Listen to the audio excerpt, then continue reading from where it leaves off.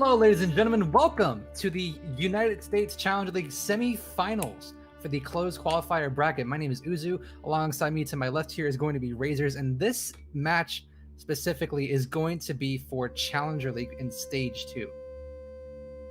Yeah, it's going to be a good one, too. It's going to be between muted, I think. Guidance Gaming and Fernys Tacos. Going to be two tough teams here. We just saw Fernys Tacos. If you guys were watching Benny's stream a little bit earlier, they took down Chills. That's what it was, Chills. So that was a tough match over there. You know, it was a 2-0, but still a good matchup indeed, as it's going to be a good game here between both Fernys Tacos and Guidance Gaming. I'm excited. I am.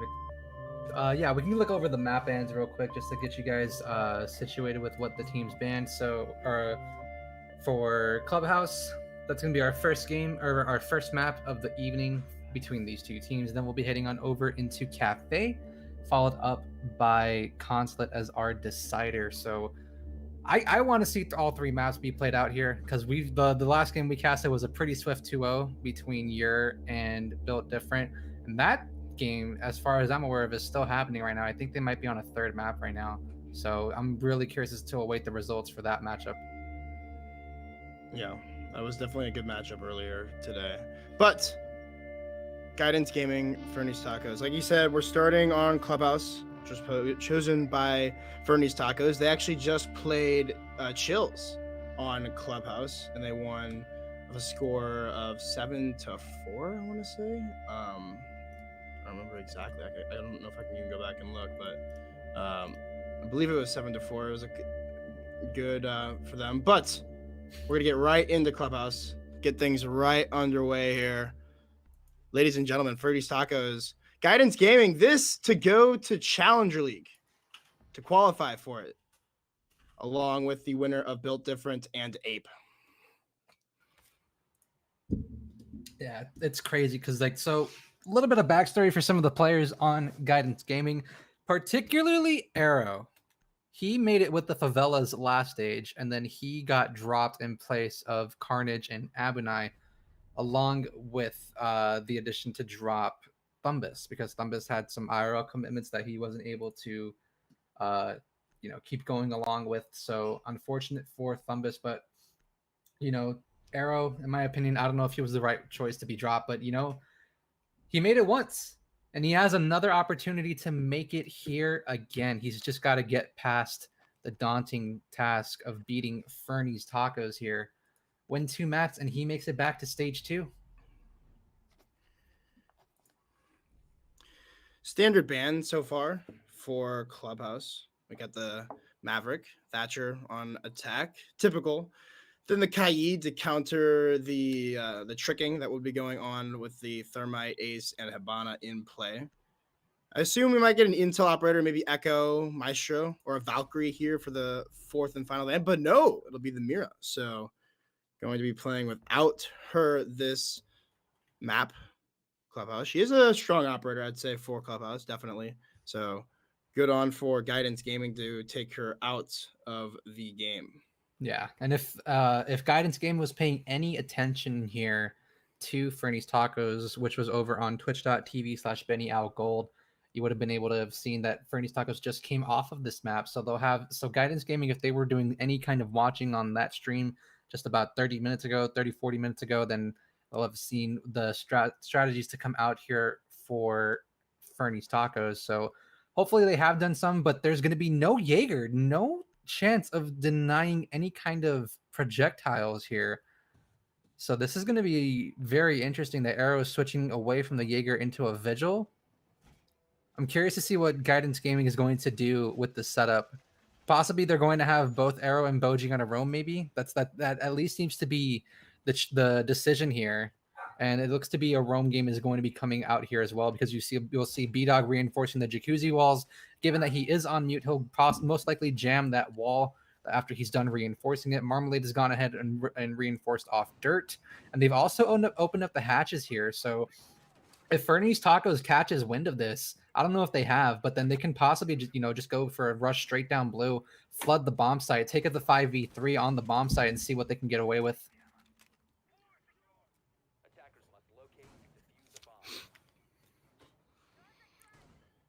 Round number 1. And like you were talking about, the roam game heavy from Guidance Gaming. We'll see how Fernys Tacos decide to deal with that. Are they going to go straight on, or could they possibly just go for a rush onto the site, try to catch the attack off guard? But Nat, what was that? He toggled there for a second there. That'll be B-Dog. Unfortunate for the mute as he was just shot through a barricade.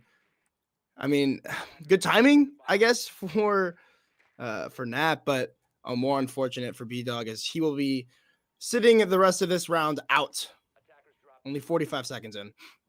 Yeah, that's huge too, because that's one of your 2C4s gone from play here, and B-Dog wasn't even able to help to make it back down below to play with the bomb side with this team. But already Fernys Tacos has gone ahead and opened up dirt. They're getting rid of 2 Malusi devices here. So if anyone's paying attention here, whether it be Boji or Marmalade, they'll have realized that there's some impacts going on inside of dirt. Now, Nat, he's looking for a way to entry up on into kitchen. But right now, Arrow's in a pretty good spot here. He has an opportunity to get rid of Nat, playing with these bullet holes, looking over into kitchen for the time being. He's going to make sure that his stock is covered clear to move alongside in the stage. And you've already burned off half the round already. Some shots being exchanged through the floor by Marmalade as the hatch will be opened up successfully. Still 2 impacts for Marmalade. So deciding to fall off of that before even attempting to impact Trick could potentially have saved her life, or not even deny the utility could also play into the hands of the attack, as the drone has the potential of spotting out that vigil, but with the cloaking ability, might not have been able to see it. Nat, second kill on the round, takes down Daunt. That's a big kill. The smoke's off the board. Not going to be able to deny that entry onto the side. And a third kill as Lucario on this rappel on the boxes is going to be able to cover the flank for his team as the diffuser has gone down. Zachary in default plant spot as the impacts are just too late. They will be able to find the kill eventually, but it's a 4v2 post plant. You see Boji, he's trying to go for that flank upstairs, but with 2 people in kitchen, I believe 1 in dirt, and not enough manpower here on the defense. It's going to be all left up to Marmalade. She won't even find one as Impasta finishes the round out in dirt. Round number 1 in favor of Fernys Tacos. Yeah, very poor timing from B-Dog's part. He was the early pick in like the first 20 seconds of the round over inside of construction. And what really surprised me there is that Guidance Gaming didn't bother bringing a Jaeger. We saw Arrow 6th away from Jaeger into Vigil. I feel it could have worked had Arrow won that gunfight on Chainmail against Lucario, who's on the rappel. For our second bomb site, we'll be heading into Cache and Server. B-Dog switching away from Smoke onto Valkyrie, providing them with intel. You got both Jaeger and Wamai to deal with those projectiles to come out from the attacking side. Maestro with those bubbles to look through any kind of smoke, as well as with the Alda in hand to work to mow through any of the attackers. And then you're finally finishing it off with the mute for Dauntless. He'll be on that breach denial utility there, but there is no kind of electric breach denial coming out here for Guidance, which is a little bit worrisome to me. I would have probably traded the mute for that, but it's clear that Guidance Gaming wants to try to prevent as much intel that they can give the attackers as possible. So we'll see how this mute works and play with them here on this second round inside of Cache and Server. 5 seconds remaining. Arrow trying to get a little cheeky there, trying to take out the drone. Attackers must locate Not going to be and given to defuse him, the bomb. but the round will commence. A different bomb site here for Guidance Gaming. Trying to keep things fresh. Trying to keep Fernys Tacos on their toes as the attack starts to develop. A couple of players spawning outside on Factory as it gives hint that there might be a push onto the main wall. Impasta here, obviously, to try to take out any of the mute jammers that are going to be placed by Daunt. He has to get underneath inside of new blue and able to impact those off the wall. Since there is no Thatcher, there is no Maverick. That is the only way, unless Nat could throw us a nade. It's a little bit trickier, though. There could be ADSs or Mai in the way. It's just a little bit smoother if you're able to get it below and able to impact that up. They also could go for the Ash charge. It looks like exactly what they're going to do. Not sure if he was able to get the right spot. That was a distance away, but we'll see. Yeah, it sounds like the Selmas are going to be going off for Zachary, and so the entirety of the cash wall or the CCTV wall will be opened up. Yeah. For those of you guys who haven't been paying attention to the bracket, or if you're just tuning in, just to follow up with Guidance Gaming's and Fernys Taco's journey throughout these qualifiers, Guidance Gaming today came in and beat out Weenie Hut Juniors, which is otherwise known as Suzaku's team, as well as Head Eyes TTV. Meanwhile, Fernys Tacos came in, beat out Tactical Banditry. They just got off a game from beating out against Chills, and now they are fighting for Challenger League up against Guidance Gaming. So this match is super important to both these teams. Win here, you make it into stage 2, lose, and you'll forever be shamed of yourself, probably. But hopefully, if you're cheering for Guidance Gaming, they make it. If you're cheering for Fernys Tacos, they make it. It's going to be a very interesting sight here, but that's going to be B-Dog getting lit up very much so by Impasta, as Arrow's going to get taken down by Zachary Daiquiri.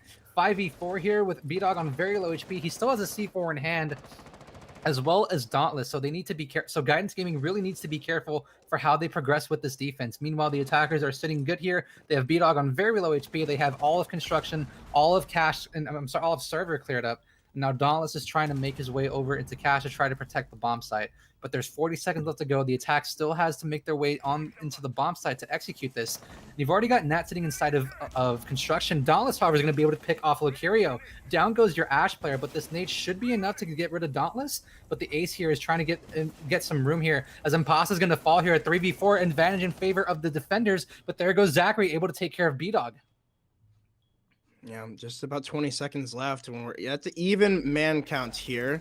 It's going to be all up to the guns here from Guidance Gaming. Marmalade going to come alive there with all the 81 bullets, by the way. As they going to do a flash out for Prodigy. He's stuck in the corner, has 3 angles he needs to be looking at, and it'll be Daunt from inside of Cash, who swings wide and rips the head right off of the Habana. Round number 2, different for the defense. Guidance Gaming take that, tying things up at 1 apiece. But ultimately, I mean, that was an interesting round because Fernys Tacos was able to, they were able to gain all the control that they needed. They were able to open up the main wall with the Ash charge from below, and then they were able to also open up the wall in from construction into cash.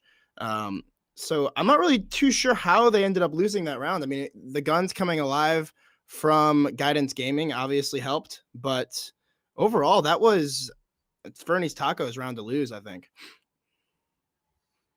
Yeah, they did. That in the last 15 seconds of the round there, you saw Prod try to make an entry in through the server window, but unfortunately his own flash betrayed him and fully blinded him. He had no room to work with, and then by the time he was able to see, Dauntless was already coming around the corner from Cash, swinging on in with his SMG-11 in hand, easily able to dispatch of the Habana. And in all honesty, that round was in favor of Fernys Tacos, but you know, the resilience and the mental toughness there, you know, coming in from Guidance Gaming, being able to, you know, hey, we might be down in the man count, but we can easily bring this back. They have to push us. Let's just hold our crossfires, hold our angles, see what we can get going here.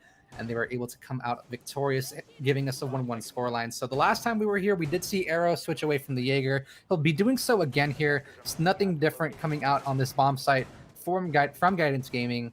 So I'm expecting to see the same kind of action here to come out from GG. So hopefully for B-Dog's sake, he's not the first one to get picked off in the first 20 seconds. And so far, that seems to be the case. He's also made some holes up above inside of logistics. So that's going to force Fernys Tacos to clear up above once they spot out those holes.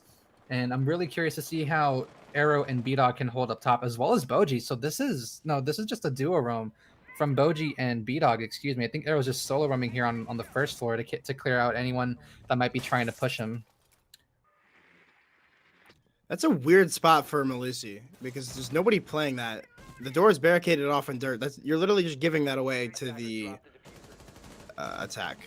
Yeah, I'm not really too sure what the point of that was, but regardless, it'll be complete control. No, not even complete control yet. They haven't even cleared out the top floor. A minute in, they've got the drones and they've got the angles here. Nice angle being held by Zachary as he's just barely not able to see the player inside of construction. The push, though, is following suit elsewhere. It feels like they're just taking control. They're just holding the top floor roamers off for right now, and then going to allow for the rest of their attack to unfold onto site. But these bullet holes here could still prove detrimental to the attack, as it doesn't even look like they're aware of it. Yeah, that's the perfect timing there for Arrow. Nat unaware to the vigil inside of bar, or even to the bullet holes, as he will be getting the opening frag of the round, and possibly looking for more as more attackers come in through kitchen. Well, I'm not so sure where Flack is currently positioned right now, but he's going to be able to take care of Boji, and Impasta is still taking control of blue. With Nat dead, the soft breach from up above is going to be difficult to work with. However, Prod right now sitting inside a freezer is going to be able to drone inside Arsenal, and he'll easily be able to spot out the smoke of Dauntless, who will then find the drone that was covering him. But now Zachary is going to be able to take care of Arrow from up above. So this is looking really bad here right now for Guidance Gaming, but time is slowly starting to wane on their side. There's 45 seconds left, and we've seen Fernys Tacos time and time again try to flood that kitchen hatch, which is exactly what they seem to be doing, given that they're only able to open the kitchen hatch. They don't even go for church. They don't even try to open that, but they're still playing these holes from up above. A triple kill here on the round here for the ace here, coming out from Fernys Tacos. Marmalade and B-Dog are going to be the only two members alive here for Guidance Gaming. That Q is going to come around to toss the C4. Will it land? It's not going to land its mark. So this is going to be really difficult here for the retake to come through. The feet are going to be spotted out from the hatch, hopefully. No one's coming from up above. That's a good pick to come through. Now B-Dog's in a 1v3 as Marmalade gets taken care of by Impasta. This is not looking good here for B-Dog. He's already blown off his C4. He's got to cover two more people up above inside of kitchen. And this round surely is going to go in the hands of Fernys Tacos. He's even got the Ash, who is still on the rappel of the box outside of the stock door. The bait coming out here from B-Dog as the peaks come up from the hatch. Lucario, or B-Dog, not in a very enviable position, like you said. That's easy for the attack, Fernys Tacos, to clean that up, and you can see, yeah, he was counting it. He was ready to peak exactly when he needed to. He knew that he had to stick that for 7 seconds. There's no way he does that with 3 people alive. And that's another easy round for Fernys Tacos, as they now take the lead back from Guidance Gaming, who, oddly enough, have lost both of their defenses of Arsenal. So they are going to go back to the Arsenal room and try it for now a third time. Not choosing to go to master bedroom and gym, which is interesting because that site is very defendable, and I know there's not a Mira up on the board, which makes things possibly a little bit more difficult, but still, this defense here has been pretty much ripped apart by Fernys Tacos. So they either need to change something up here with their roam or go to a different bomb site. Yeah, it hasn't been successful two times in a row. Hopefully, third time's the charm for Guidance Gaming, but being down 2-1 on defense for Clubhouse, and you've already given up your two. Obviously, you've already given up your 2 rounds to the attackers that you're, I guess, supposed to give, if you want to have a good standing on your defense. But you need to win the next 3 rounds here for Guidance if you want to have any chance of winning this map on when you switch over to the attack. Or this is the first time we're seeing Guidance being played out in this qualifiers live on stream, so maybe Guidance has something to bring on their attacks that we don't know about. Maybe they're just more comfortable on attack compared to defense. But the defense, at least for this bomb site, it's not something I would recommend for other teams to utilize. And for the first time with this bomb site, they're going to go ahead and reinforce the bar hatch. Although the past 2 times that they've come through here, they haven't attacked bar once. They've left bar alone. Their main focus has just been to attack kitchen and hold kitchen hall for a flank that comes around. So if this is something that Guidance Gaming hasn't learned just yet, they only push blue and they only push kitchen. They don't bother pushing bar. They just hold Lucario on the chainmail rappel, which is exactly what he's doing right now, to make sure that no one is flanking into kitchen, so that way they can get to work effectively. And then the people inside of kitchen, which are notably Nat and Zachary, those two, their jobs are to just get picks and try to get the hatch open as best as possible alongside Prodigy. They don't even bother going for Church. I do not envy Lacurio's job at all. I mean, he has to sit. He literally sits on that rappel the entire round, like watching the flank. That's insane that he has that type of patience. Regardless, so Marmalade trying to hold off the hatch. She's getting pressure from the sledge, who is starting to open up the kitchen floor. A couple of grenades are going to start to come through, and it looks like Marmalade will yet again fall off of the impact trick, or she's going to go for it. It looks like she missed and is going to get punished by Nat. Nice shot there with the SMG-11 to take down the Malusi. So that's one, or I guess one impact that's not going to be able to use. They could have possibly used that to deny flank. And Arrow, as he looks to go for a flank through the kitchen hall, is again going to have to deal with Lucurio, who is on this rappel literally the entire round. I don't understand how he does it, but with the rest of the attack stacking in through kitchen and 50 seconds left, they're going to have to start to clear out some of this utility. Oh, it looks like he will actually down his teammate. The Daunt will get the finisher with the Toxic Babe, as Arrow is just going to swing wide. He takes down somebody inside of the site. Not sure how he was allowed to get that angle, but it's a 2v4 with 30 seconds left. Not looking good for Fernys Tacos. Oh no, another team kill almost comes through. I say a team kill, another team kill, because practically Nat's the one who got Zachary killed there. Arrow's going to find himself another pick here on Solo Curio, completely unaware of the man swinging below on the main stairs, and now it's all on Impasta in a 1v4, 15 seconds to go. I don't see him winning it out here. And in all honesty, I really didn't see this strat working out solely due to the fact that Guidance weren't able to get control of Kitchen. But Arrow going absolutely massive, taking care of Impasta, and they'll be able to tie it up here 2 apiece. And just to look back on my previous comment, I didn't expect this round to go in Guidance's favor solely due to the fact that you know, Fernys Tacos, they already had control of Kitchen. They were watching the necessary angles to look inside the site. But then when it came to the execute, it all fell apart when Nat ended up downing Zachary, the ace, the one who had the diffuser, and all just fell apart there, because then they had to flood the bomb site through the hatch, and then it was just a meat grinder there for Fernys Tacos.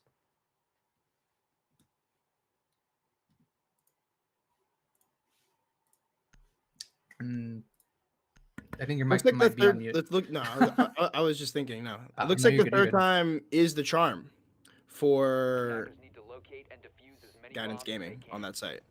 I like you said, I didn't really see that round going into their favor at all. But then Arrow was able to get a couple of kills at the bottom of main stairs because those angles were opened up for him to be able to shoot back at the person planting in default corner. So that was a nice play. The Vigil being able to play the main stairs because he knows nobody pressures it. You know, nobody comes through bar, like you said at the beginning of that round.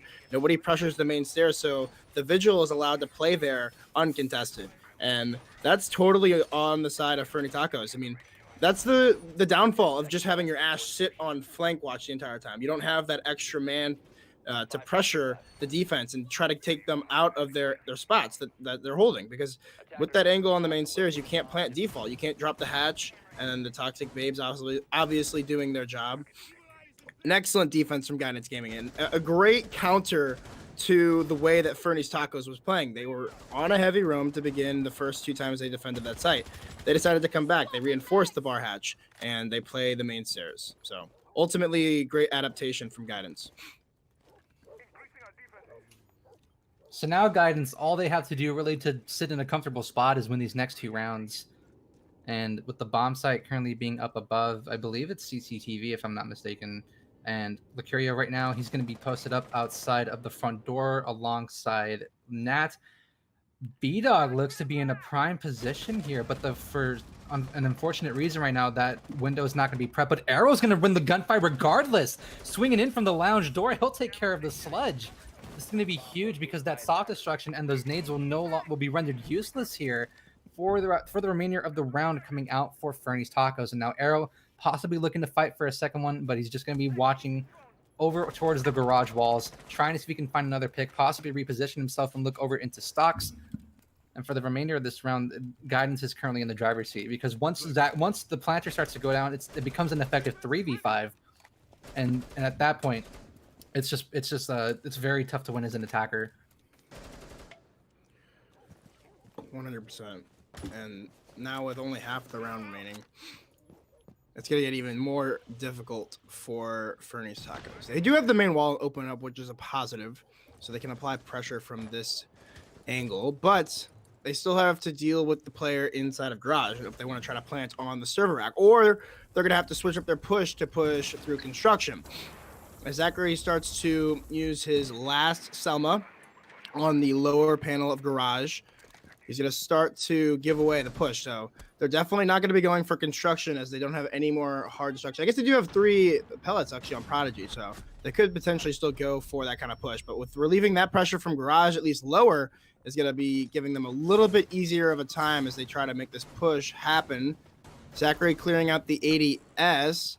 Not really too sure why, as there's not really any utility on the attack to try to clear this man. No nades. They do have, I guess, an Ash charge, but that's not going to be very useful. What are you doing? Prodigy, just B-Dog. I don't know what kind of a run out that was, but a nice shot there by Prodigy keeps the man count even as opposed to a pick going in favor of Guidance.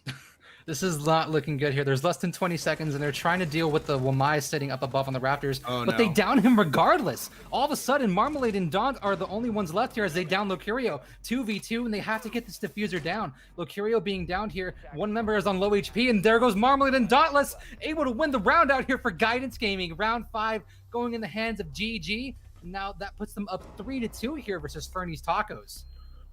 So much time was wasted in those garage rafters. If they just forgot about the Vamai and either pushed up through the staircase or pushed over into server through the balcony and just flood the bomb site, I think they would have had a better chance there. They didn't. They lost their sledge early on, which would have been a great which would have been great for Nat to get rid of that that Vamai, because there wasn't any magnets to stop the nades from coming out. There weren't even any nades to begin, like there were nades to begin with Nat, but they didn't keep Nat live enough, long enough to be able to use those grenades. They cleared the ADS, and then they were like, okay, well, what do we do? We don't have anything to kill this guy.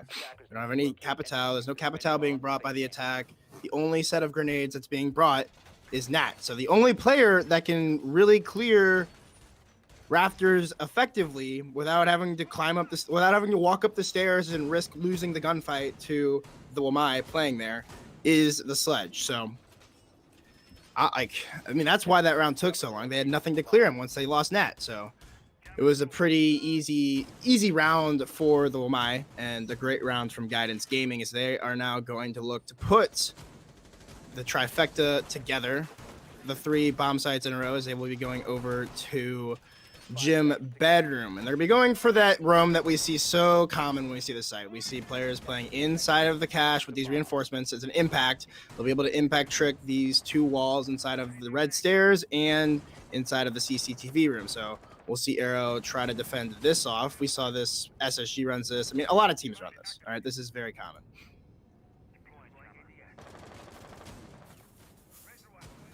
Final round for Guidance Gaming on their defense. They'll finally elect to go to gym bedroom.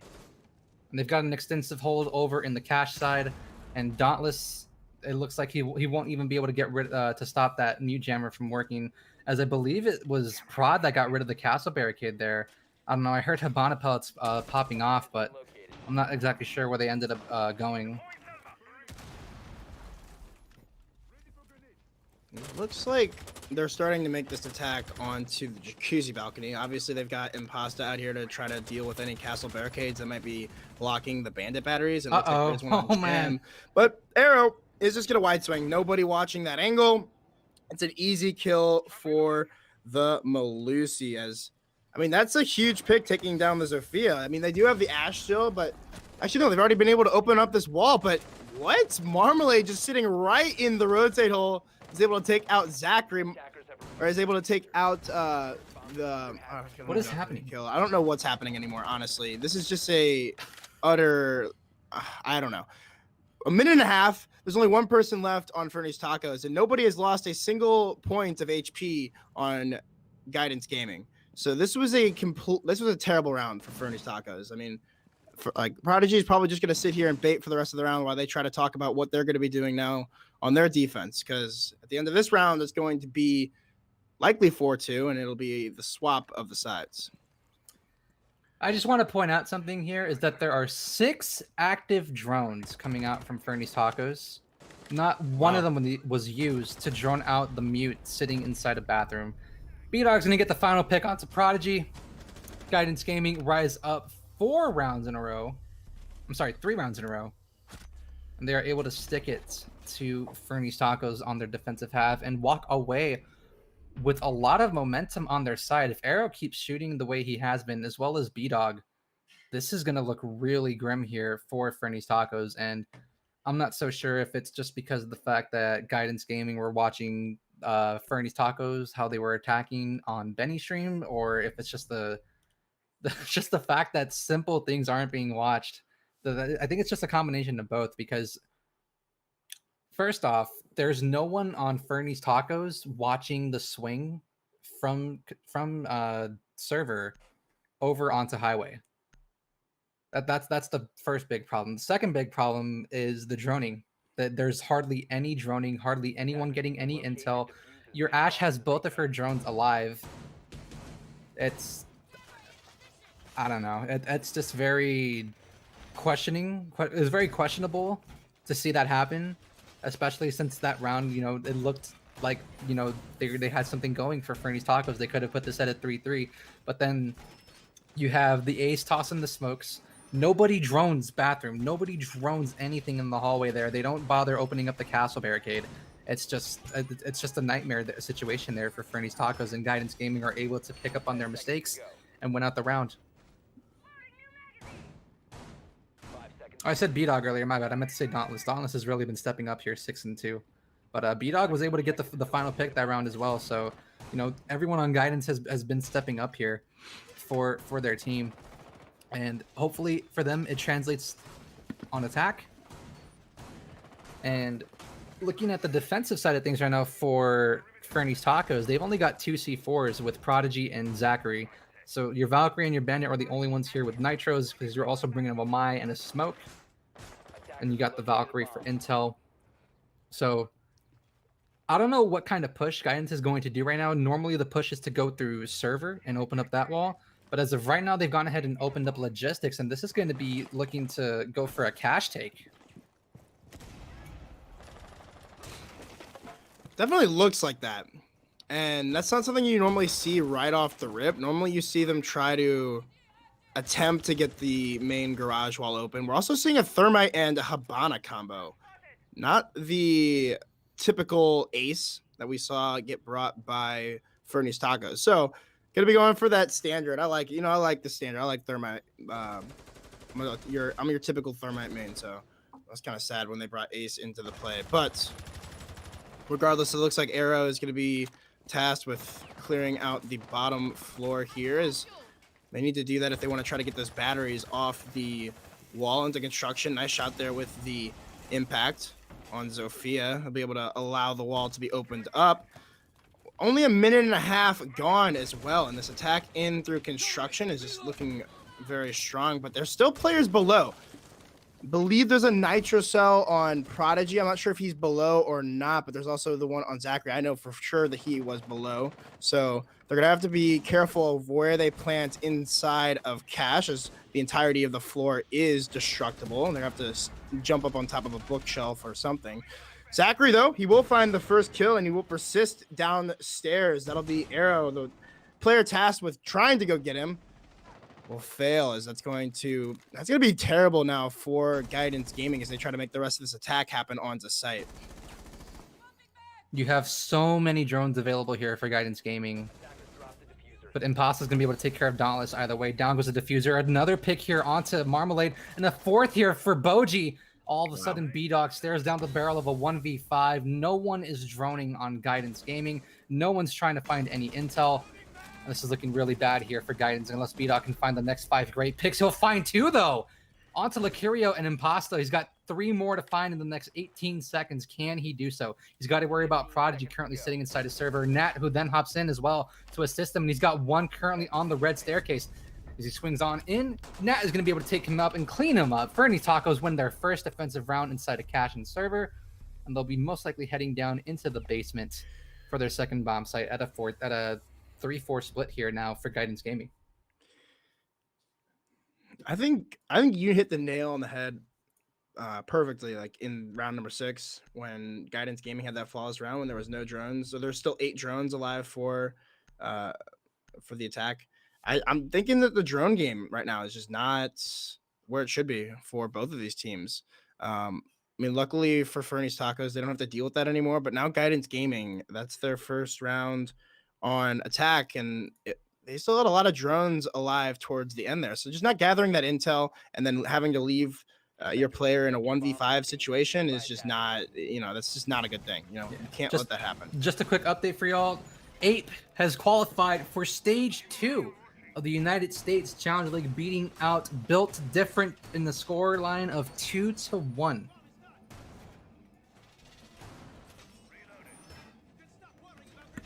Congratulations to Ape. That's big for them as they make it back into Challenger League. A lot of those players formerly in Pro League, and in Challenger League, of course. So good for them. Very proud, very happy for them. Which of these 2 teams are going to join them now?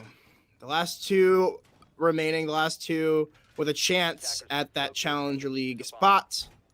Is it going to be Fernys Tacos or will it be Guidance Gaming? Too close to tell here on map number 1, but the second round of the second half, it'll be a defense of the basement, and doesn't seem like they're going to be going for that deep roam that we see so often, that we saw from Guidance Gaming when they defended it the first 2 times, going for a more turtle strategy. They do have 1 player on the main stairs, and a nice pre-fire here almost hits the head of that player, but likely sitting behind the stairs is not prone to that angle. So B-Dog makes some holes up above inside of logistics to look on down below into the A-bomb side inside of, the B-bomb side inside of Arsenal. First minute of play will be burned out here, and I'm trying to figure out where this push is coming from. It looks like they want to attack Kitchen Blue, given that Arrow is currently sitting on top of those blue stairs. But for right now, he's going to go ahead and pull out the lifeline and see what he can do here, possibly try to disrupt anyone, but he'll have, I think there was a bubble from Zachary placed on the generator, but you do have 2 ADSs placed behind inside of the generator room in that blue. So now Impasta's going to have to fight for his life here with some possible help inside of Arsenal up against Arrow on that Zofia. You've already burned off half the round of play here, and Impasta does have an option to rotate into Arsenal should he choose to do so, given that there's a vertical rotate to make his move on in to the bomb site. So right now, Prodigy's going to go ahead and rotate on over to Dirt just to make sure no one's trying to pressure in there. Good sense of coverage to come out here for Fernys Tacos. And I think they have a good sense of what to hold here for the remainder of the round. Let's hope so, yeah. It was about a minute left, and at this point, Guidance Gaming have clearly realized that there's no roam game, and they've started to make their push onto the site, opening up some of those hatches. I believe the kitchen hatch might have been opened up. I know the bar hatch was. But with this Jaeger still inside of blue, he could possibly find an angle. And Pasta, a nice headshot there onto Marmalade, the IQ, as he tries to go for a second. Still with the 1 ADS to protect him as well. Could prove huge for this round if they're not able to get control of blue. The peek out coming, and Pasta will take a little bit of damage here, as Arrow will take a little bit more. But the push coming, he needs to make this happen. Arrow needs to win this gunfight if his team wants to take a huge lead in this round. A huge kill for the Zofia, but it's quickly traded out by Lokirio, left in a 2v2. Health is even between these 2 teams as the push is going to come in. The wall in Church is opened up, but a nice angle is the rotate from Lokirio. He'll take down Daunt, leaving B-Dog in the 1v2. He's on 25 HP now, 7 seconds left. Not looking very good for the Sledge, as he knows he's got 2 players he needs to worry about, knows exactly where they are, but they're not peeking him. Fernys Tacos will win round number 8 off of time. Well played to them.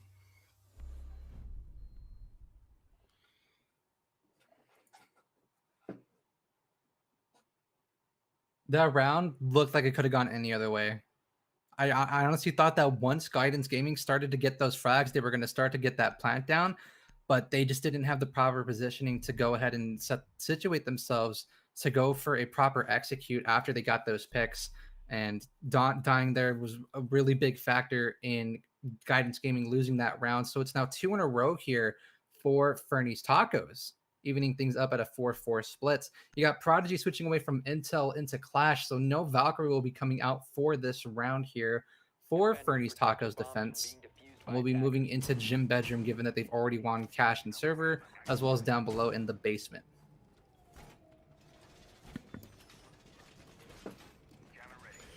Now, the last time we saw this site, it was a flawless, right, by Guidance Gaming.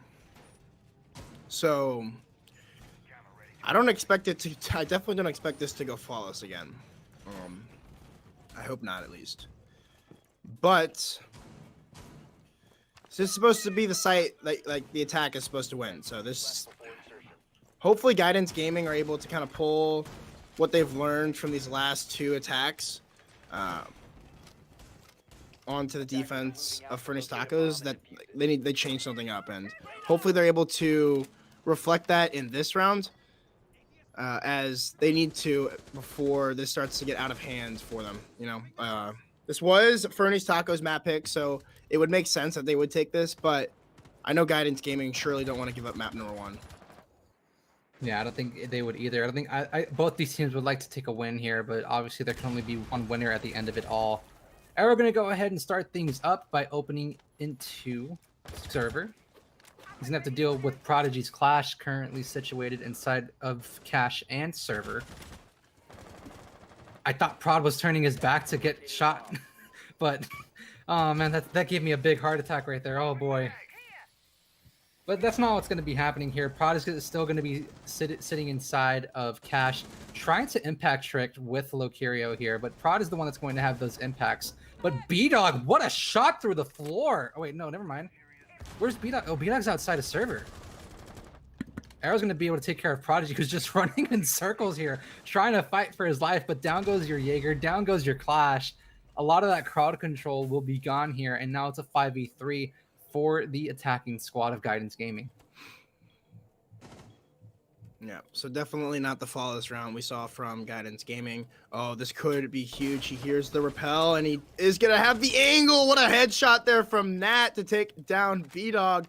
Hears the rappel, knows it's going to be the sledge, and is able to take advantage. So well played as he's able to not only stay alive and keep those discs going, but is also able to find a kill on some grenades as well. So with about 1:10 left in the round, this attack is still strong from Guidance Gaming, looking stronger than any of their other attacks, but with the last bit of utility here from the Zofia getting dispensed by the ADS, it's going to make things a little bit more difficult. Still, no denial here, actually, aside from the Nitro Cell, as Marmalade will tack on to the man count, giving them the 2-man advantage, and the push comes in through construction.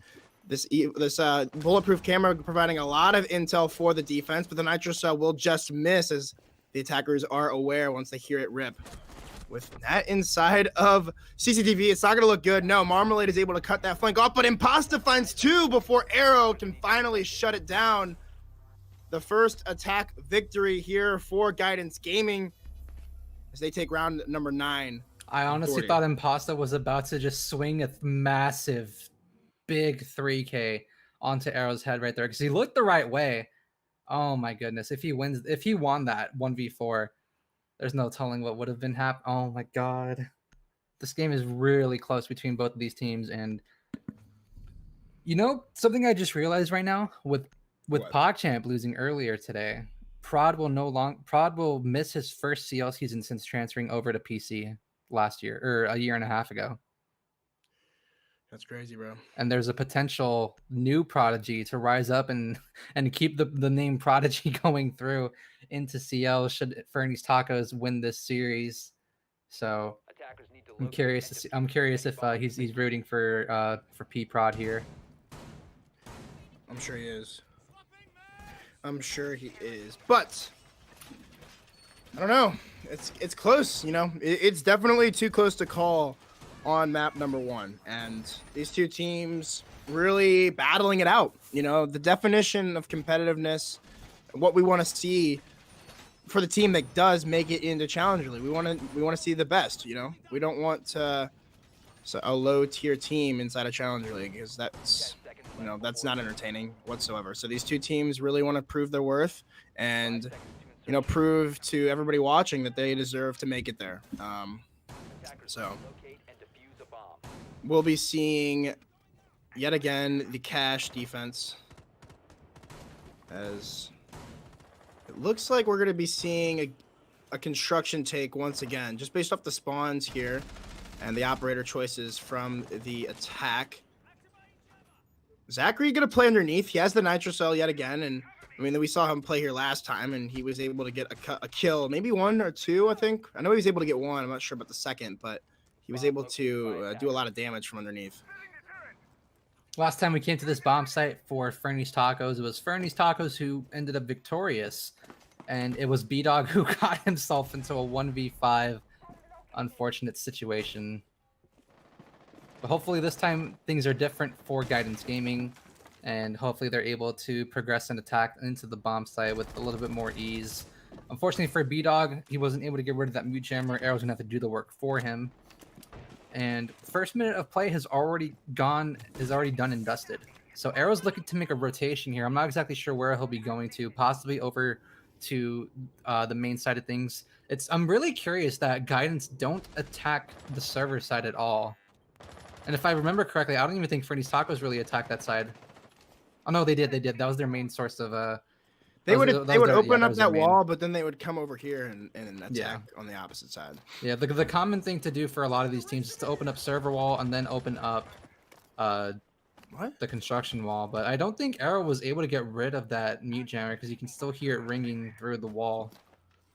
Yeah, it definitely doesn't look like it. Maybe he wasn't able to. Maybe there was another mute jammer that was placed nearby. He just out of reach of the exothermic, so he will be able to end up opening up that wall and allow for the line of sight. Almost getting on a drone at a bad spot there. Could have possibly been peaked, but just clearing out the utility here from the Wamai, possibly any ADSs as the pre-fires are going to start to come through. Zachary, he will find the opening pick of the round yet again, playing huge downstairs, as that's going to be Boji. He looks like he might have disconnected as well. Maybe just a sound bug trying to restart his game before the conclusion of this round, not having to rehost. I like that from the man, as it looks like my clean feed has frozen. I'm not sure about yours. But...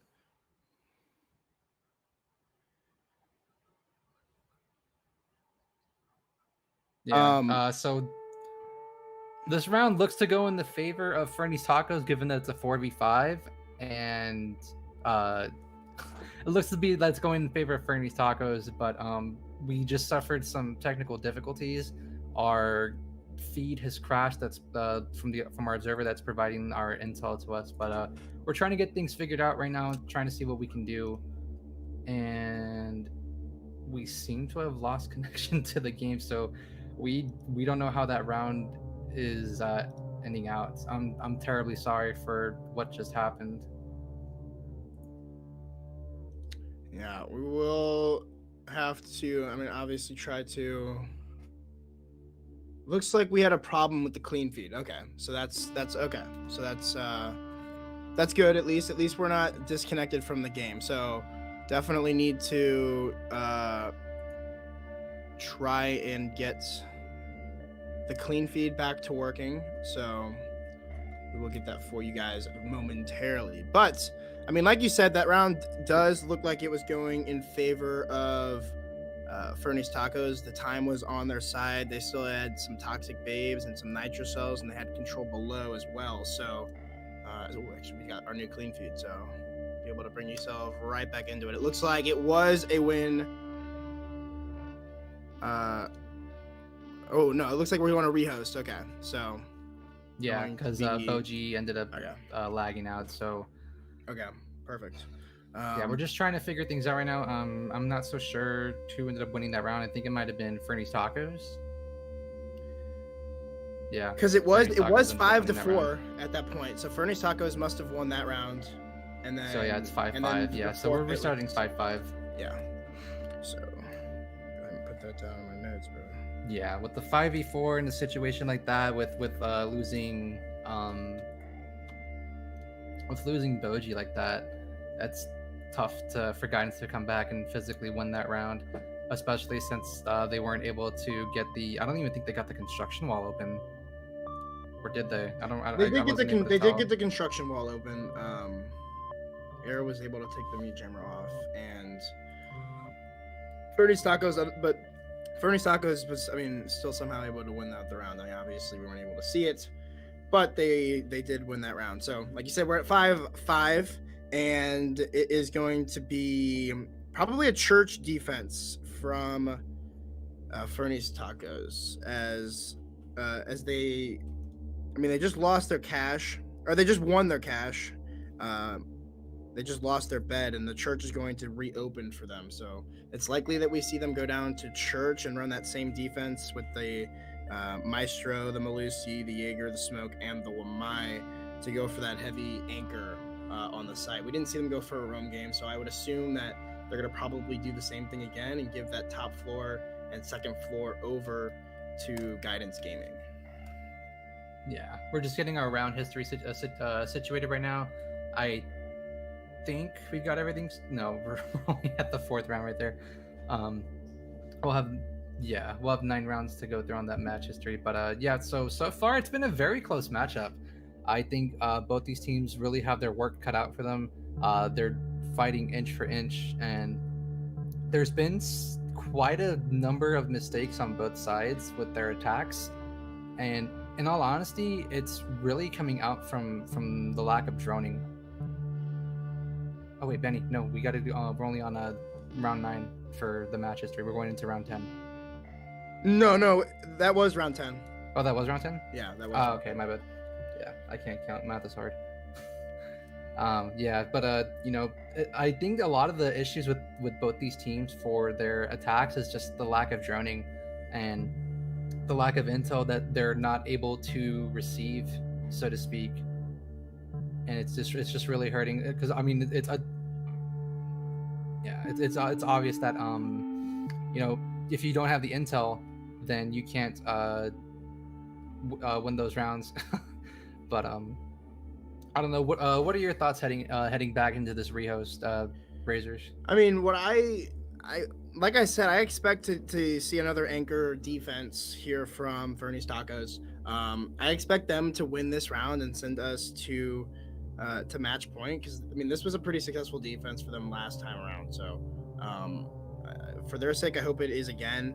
But I do see this map going to overtime. I don't see either of these two teams winning the next 2 rounds outright.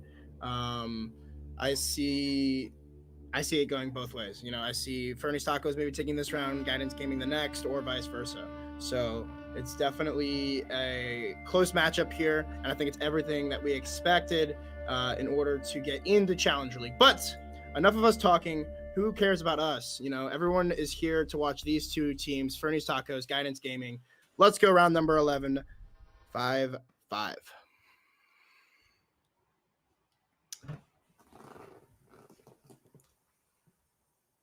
out of water. No. Oh, I'll get water later. Okay, let's see here.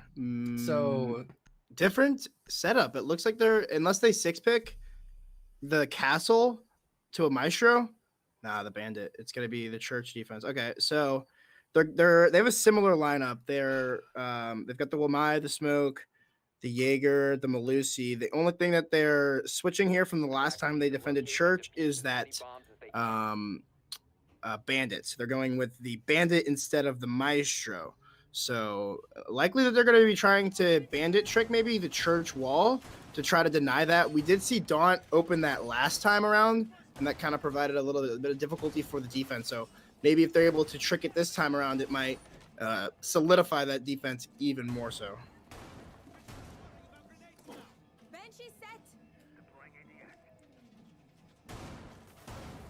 I'm really hoping we honestly go into overtime.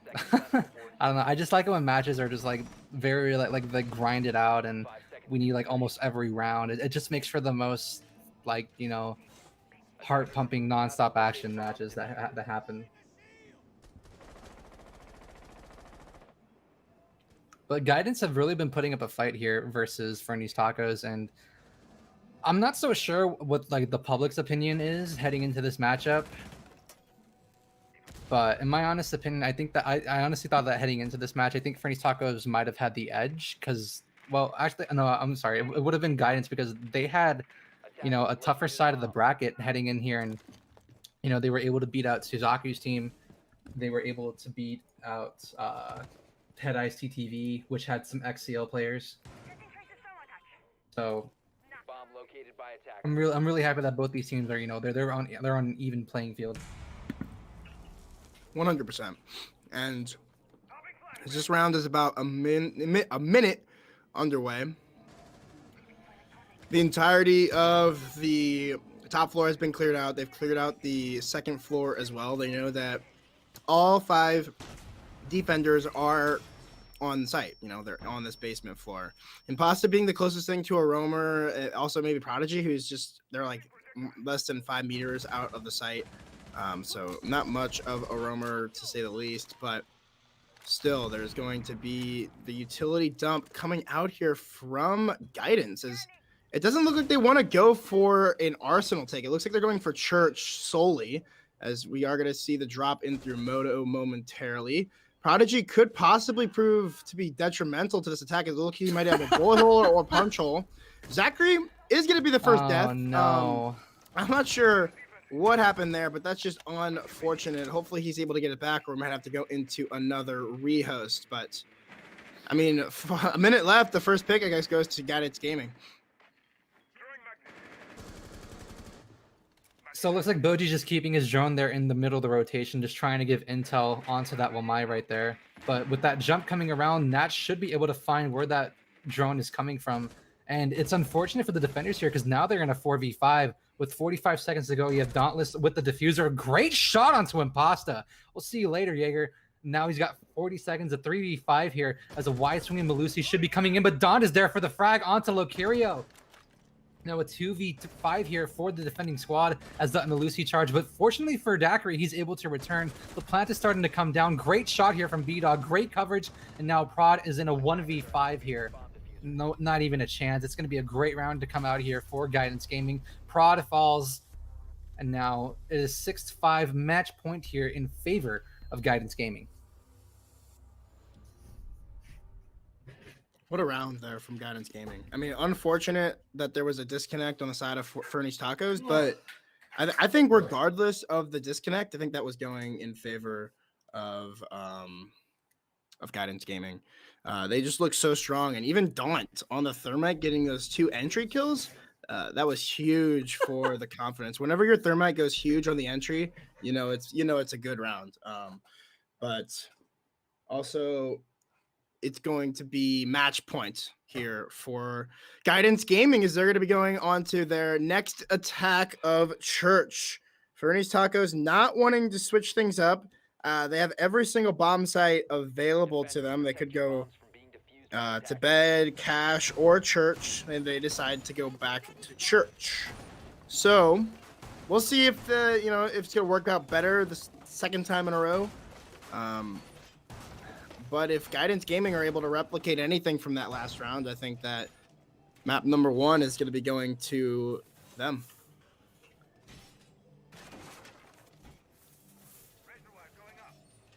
Do or die here on this map for Fernys Tacos. They need this round to stay alive and have this map go into their hands. And granted, I mean, I'm sorry I forgot that earlier.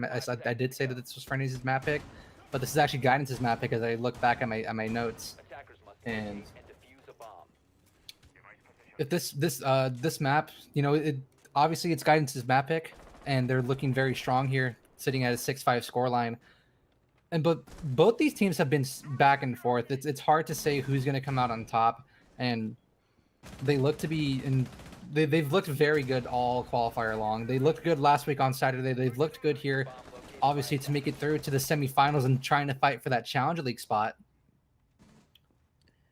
And both these teams are pretty deserving of that final spot. A bomb has been located.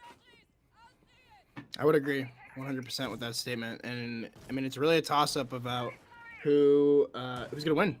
I really can't tell you at this point. I definitely think that Fernys Tacos, they have to. I want them to win this round. I kind of want this to go into overtime, get the full ride out of this match. But Guidance Gaming look poised to win it, as they have already cleared everything within a minute. They know that there's no roam game, giving themselves even more time to try to clear this utility, and it looks like the impacts, the stuns from Zofia are going to try to clear the ADS. I'm not sure that they were able to. Maybe they were able to get one of the charges, but it does look like one of them was able to persist. And as some flashbangs come through, I believe it's going to clear that out, possibly. But also just based off sound, I can't see the ADS at this time, but still a minute and a half, plenty of time for the attack to, drone. They still have plenty of drones. They have, 2, 4, like 9 drones still, I think. Not 9 drones. They're only missing 3 drones right now. So they've got 7 drones. So that was terrible math. 7 good, drones. Man. Math is hard. No one likes math. Yeah, especially when you're trying to talk too. But regardless, they still have plenty of drones to try to gather this intel. Yeah, good rule of thumb is to never do math live on stream. Yeah. But Prod's gonna go ahead and blast off one of his 3 toxic canisters sitting inside of dirt. And for the time being right now, with 50 seconds left to go, each one of those canisters burns off a minute at a time, but he's not even be able to use the other 2. His Dauntless on the entry with the Thermite is able to take him out. Meanwhile, Boji's able to take care of Daiquiri, and he's able to take care of that bandit, so no more C4s are working in favor here. A great pick to come through for Locurio onto Boji after he finds Nat. Now a 4v2 here, and another good pick to come here for Locurio. 3 massive picks for Locurio. Impasta with 1, and all of a sudden, it's on Arrow. A 1v2 here for the kid who got dropped off of the favelas. Can he find the clutch here and put his team with a map 1 advantage against Fernys Tacos? He'll take the gunfight against Impasta. Can he find the head? He'll do so. Now he's got to find Locurio. 13 seconds left to go. He can't find it. Locurio is the savior here for Fernys Tacos, and we'll be heading into overtime.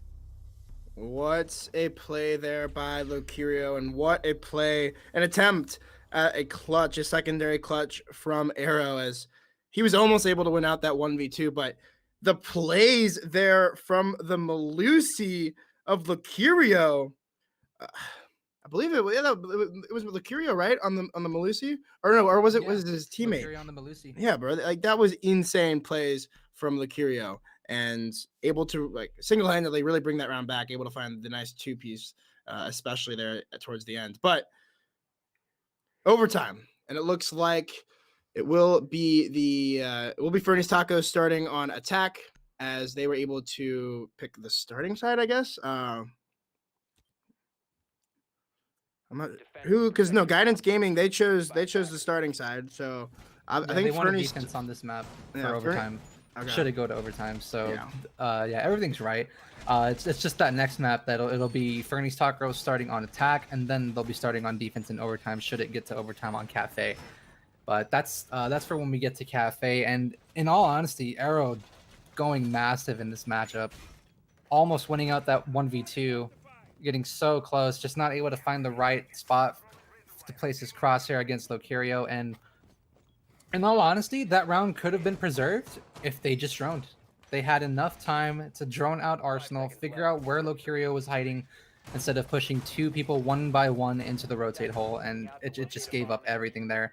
And Locurio had the great game sense and awareness to turn over and look at dirt, able to take care of Dauntless, and then Impasta found the 4th pick onto Marmalade, leaving Arrow in that 1v2. And, Arrow made the right choice to go for that first pick onto Impasta. Take out the man who has more health points over your other enemies, so that way if you do get into a gunfight, you'll have at least some kind of advantage over the T5, because with the M762, it might not have as much of a fire rate, but you'll still be able to body shot your opponent down into the dirt. But obviously that didn't happen here, in Guidance Gaming will have to start on defense in this overtime. And now Locurio and Nat look to be entering in towards Lounge. Yeah, they're likely going to be trying to take off the mute jammer off the main wall, as this is what we saw both teams try to go for earlier on in the match. It looks like Arrow is there to try to deny it, but unsuccessful he will be, as the Ash Charge sails right by his head. No ADS to protect it, and the wall will be opened up by the Selma, but great control there from Arrow to catch Nat off guard through the drone hole. Great awareness there from the Jaeger, as that is going to be taking out the only set of nades on the attack. So that player on the catwalk is going to be able to stay there for a lot longer. We saw this happen in the previous half. when they made this attack onto the catwalk. When the Sledge died early, it was almost impossible for them to get the attack onto the catwalk. Arrow will go ahead and steal Boji's kill there, give himself a 2K on the round. Boji's going to be unhappy about that one. I mean, either way, it's kind of had to happen because it's Impasta and he's on Zofia, who's able to self-res if they're able to get away. But Yeah. Arrow going big here, taking care of Prodigy. Down below inside of the garage, he's got to be able to find one more, and he does so! A quad kill here for Arrow! All of a sudden, we're on the ace here from Zachary Daiquiri. He'll be able to find one. Can he find a second? He will be able to do so. He'll be able to take care of Marmalade. Now a 1v3 with 45 seconds to go. Arrow's on 1 HP, but the C4 will not only connect, it'll tap Zachary Daiquiri. Guidance Gaming on top here, 7-6. 1 round away from taking us to map 2 with a W in their favor. What a nitro cell there from 2 feet away from the mute. As there it is. RIP Kobe. But that gives Guidance Gaming the advantage here in overtime. That's huge, as they're going to be going to their attack now. They obviously have to switch over. It'll be the same defense from Fernys Tacos, as they feel like that was their most successful site, as well as they were. Let's see, what was their record on this? They were undefeated. I don't think they lost a single cash defense, so they were undefeated. This is their best statistical bomb site. They did go to the church one round more than they did the cash, so a little bit of a different scoreline there, but it will choose to go to cash. And I mean, I like this choice. And there's only the grenade. Again, B-Dog is going to be the only person that can really clear that player on the catwalk, at least kill him. They're going to have to go for a straight gunfight if they want to, take control of the catwalk. Or they could just go for the construction take, like we've seen them do all game.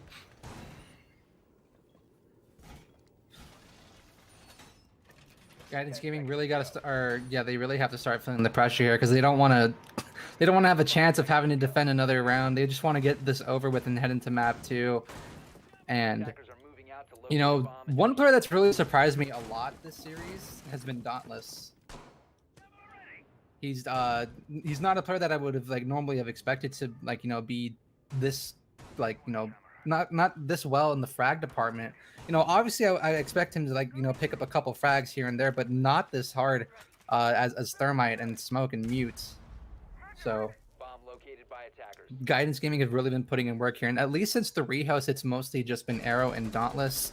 So for Guidance Gaming's sake here, they need this round here. They need to work it in their favor. 100%. They definitely need to win their map choice. That it's never a good thing when you lose your own map. Teams definitely seem to look at that. That's not good. You chose the map for a reason, yet you're losing it. But we do see it all the time where teams will win each other's map picks. So could just be likely that Fernys Tacos are going to win the next map. Or again, the defensive sidedness. Again, Guidance got to start on defense, so technically they have the advantage on this map. But the main wall will be opened up successfully. It's been easy for both of these teams to be able to open this up. They've been really well coordinated in taking out the utility, denying that wall. So we'll see how they're able to get the rest of this attack. It looks like they're going to be going for a different attack. They're going to be going for the garage and the server room this time. Going to be completely foregoing construction. They know that they haven't really been successful there in any of the previous rounds. Nat is kind of caught between a rock and a hard place. The utility dump starting to come through as the trades start to come out. It'll be Zachary yet again. He has gotten the opening kill on this site every single round. Going to be traded right out, though. The sledge, though, is gone yet again, so the grenades aren't going to be a factor. This is going to allow for Nat to stay up here for a lot longer. They are in the man disadvantage, though, 3-4 with about 50 seconds left. They'll clear the man on garage. 2v4 looking huge for Guidance Gaming as they are set to take map number 1. 4v2 here for the attacking side of Guidance Gaming. Locurio playing very close to that breach, but he has to deal with the 2 members up on top of the Raptors. He'll make the smart rotate to move on over towards that staircase. But now with 30 seconds to go, it's all on Prod and Locurio here. There's one Nitro Star left to go, with Locurio able to choke out Dauntless given that he was on low HP. So a couple puffs of that smoke and he's gone for the round. 20 seconds remain, 3v2 here, but Boji getting damaged by those toxic babes. This is looking very rough here. Arrow needs to entry on in to get this kill onto Locurio. Prodigy still has that C4 in hand to work with, but Locurio's going to win that gunfight versus Arrow. Prod is going to have to start. No, Prod wins the gunfight with the C4, with the SMG-11 in hand, and another kill for Prodigy on Boji. A 4v2 gone in the hands of Guidance Gaming, just thrown out the window. And they allow Locurio and Prodigy just freezing and choking at the worst time possible. Not able to land a single pick, not able to get down the diffuser. And we're going to need all 15 rounds to be played out here to decide the winner of Clubhouse. Wow. I'm not gonna lie. When I stopped talking on that round, I was like, yo, like, this is GG. You know, there's no way Fernys Tacos wins this out. But then Benny started going over the players, and I saw that well, who was it? Locurio still had 3 smokes left, and there was still a nitro cell on Prod. So I was like, yeah, no, there's no way that they could definitely win this. They have all the utilities set up, and the time was running low. You know, there was only like 30 seconds left when the first toxic babe from Locurio went out and got the kill onto the Habana, I believe. But a huge play using that utility and a huge clutch from Fernys Tacos to, I mean, bring this to round 15. You know, this is the last round now, so it's all or nothing here for both these two teams. One thing I would just want to bring out to the attention for us, you know, and for the viewers, is that there was 2 drones that Boji had there.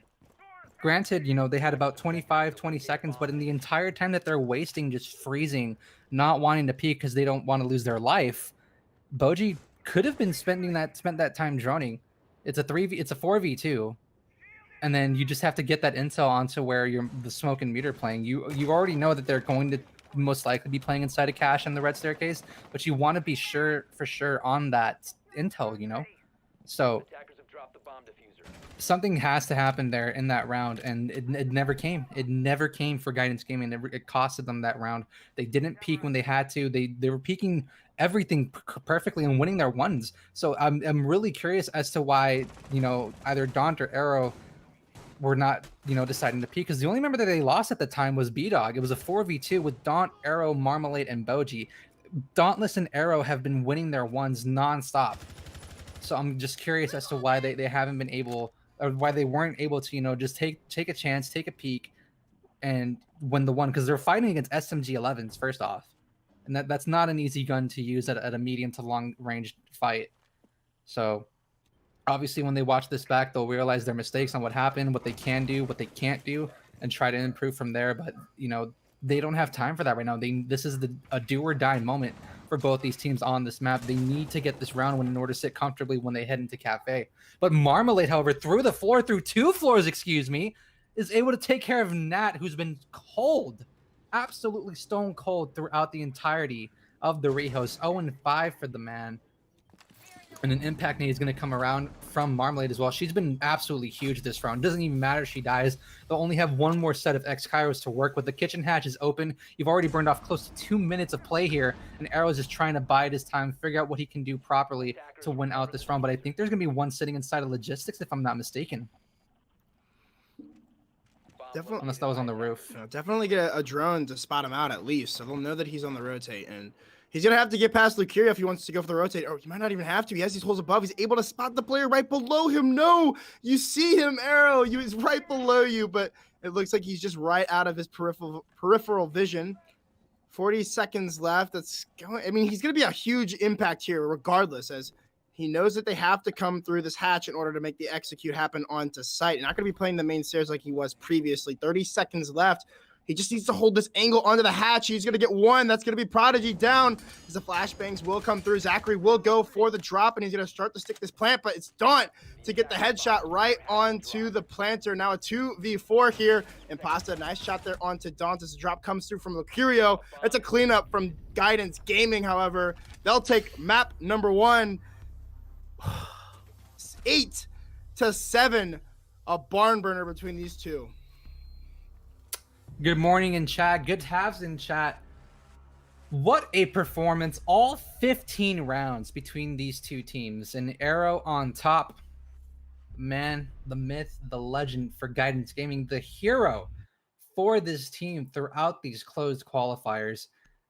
He's been putting up numbers from what I've heard, and just to watch it here, going 9-2 after the rehost, absolutely monstrous performance from this kid. He made it with the Favelas last stage. He's one map away from making it with Guidance Gaming this stage. And as of right now, both these teams are looking to take looking to go into a break. But before we do that, I just want to talk a little bit about Clubhouse and just try to pick your brain a little bit here, Razors. What do you think went wrong here for Fernys Tacos?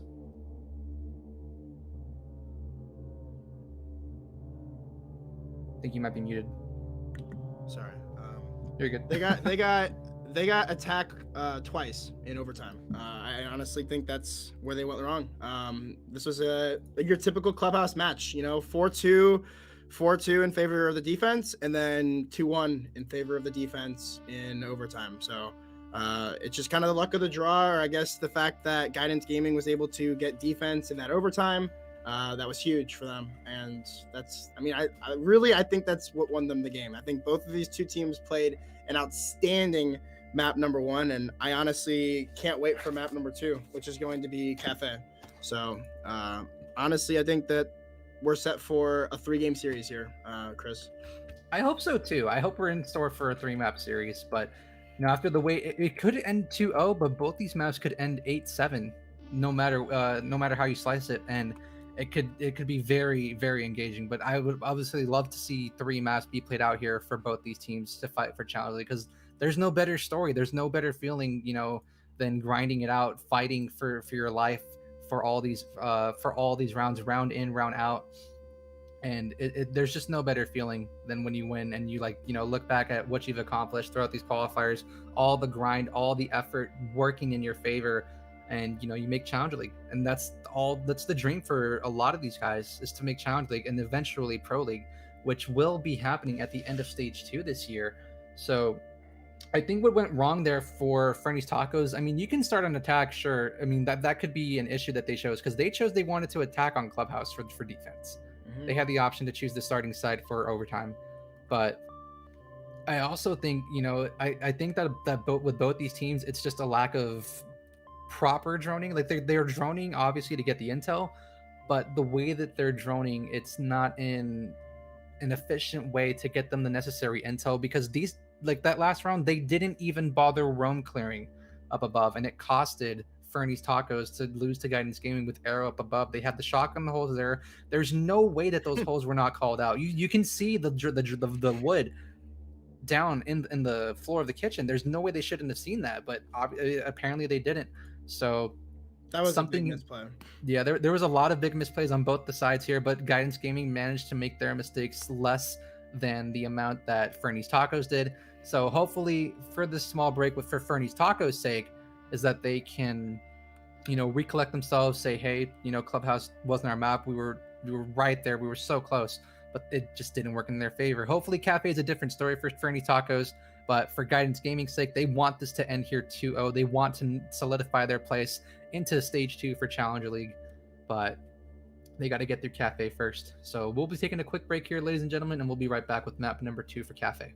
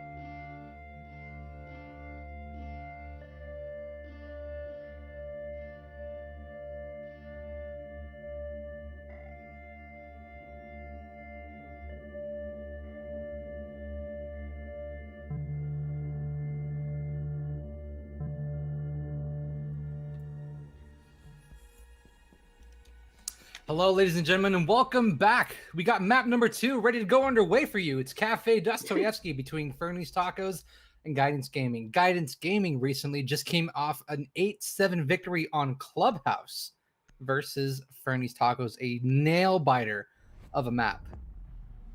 Meanwhile, we're moving on into map number 2. Starting off the ban is going to be Guidance Gaming banning out Thatcher. With Fernys Tacos, they'll be starting off their ban for the attacking side. My guess it's probably going to be Capitao. Capitao and Thatcher seem to be the common bans here for Cafe. I think it's Ace. You think it's going to be Ace? I'm too good, Wow. bro. I'm too good. Someone needs to insane. sign me, man. No, yeah, exactly. Next on the script, I think we're seeing Echo banned here. I think Fernys Tacos bans. Oh, actually, no. I think that they're gonna ban. Yeah, I think they're banning Echo. Echo right here. I know I'm right, bro. Watch. I mean, did we go through the script, right? I think so. Yeah. Yeah, there it is. It's Guidance Gaming 2-0, right? No, I'm just kidding. Nah, I think it definitely goes to the third map, but I'm not gonna spoil Definitely it. goes to the third I'm map. not. Yeah, I'm not spoiling it for you guys. All right. Because the mirror is gonna be the last one banned. Easy. That was the easiest read of my life, you know. But the band's typical, you know. We will be seeing Guidance Gaming. I believe they're going to be starting on defense. Yes. So we'll see how they're able to do with these bans in place. It looks like they want to go to Reading Room and Fireplace. So you talked about this when we casted the match earlier in the day. When you were talking about you liked Reading. Do you want to go ahead and Best bomb talk site about on the map. Go ahead and talk about it. It's the best bomb site on the map.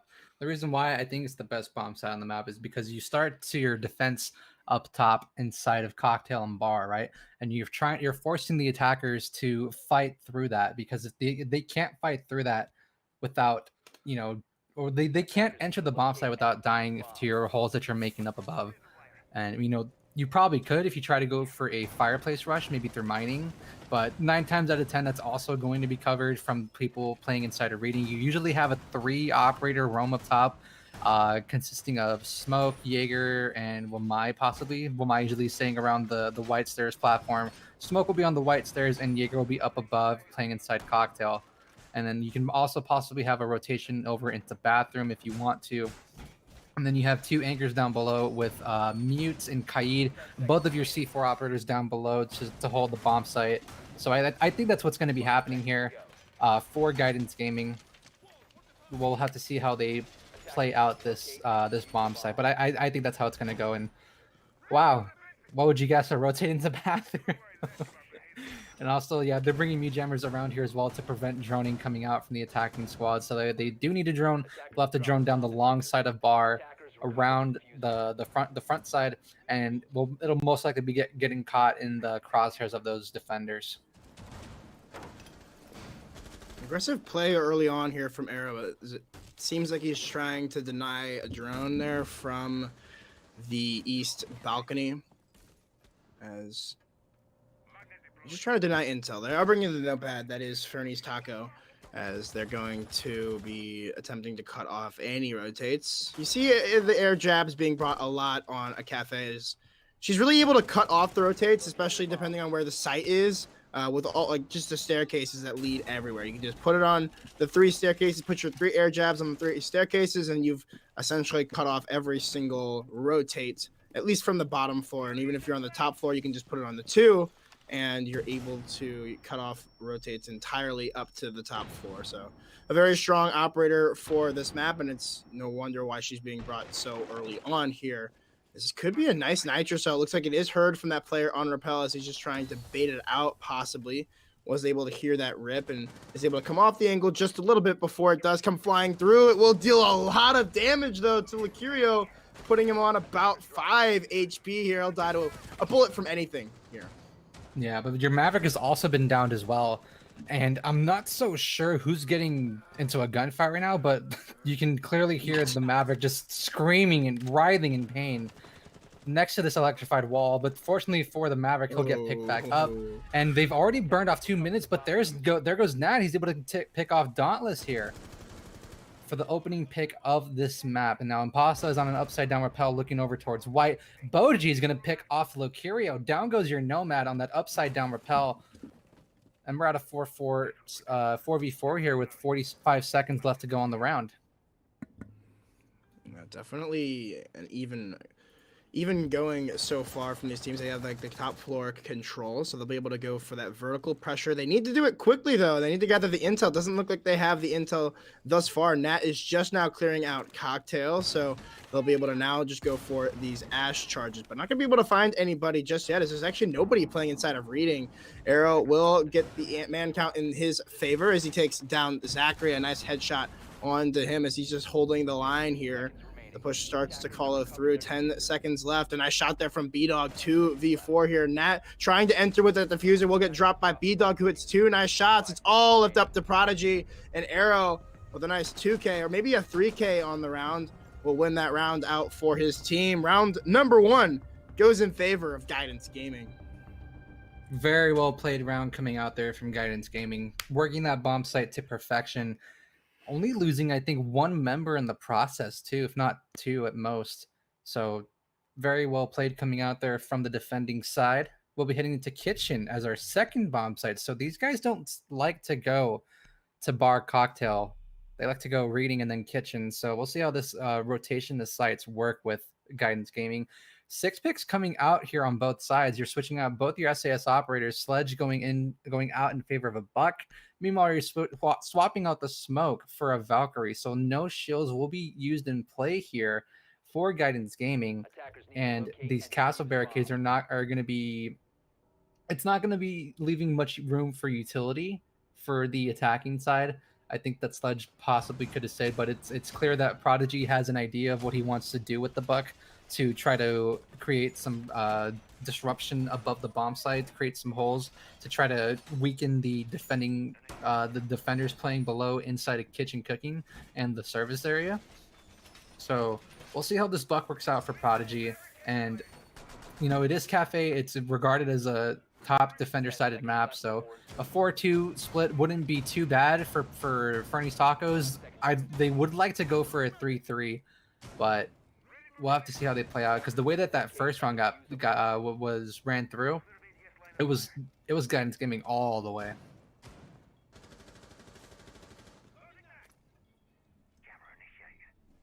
An interesting setup.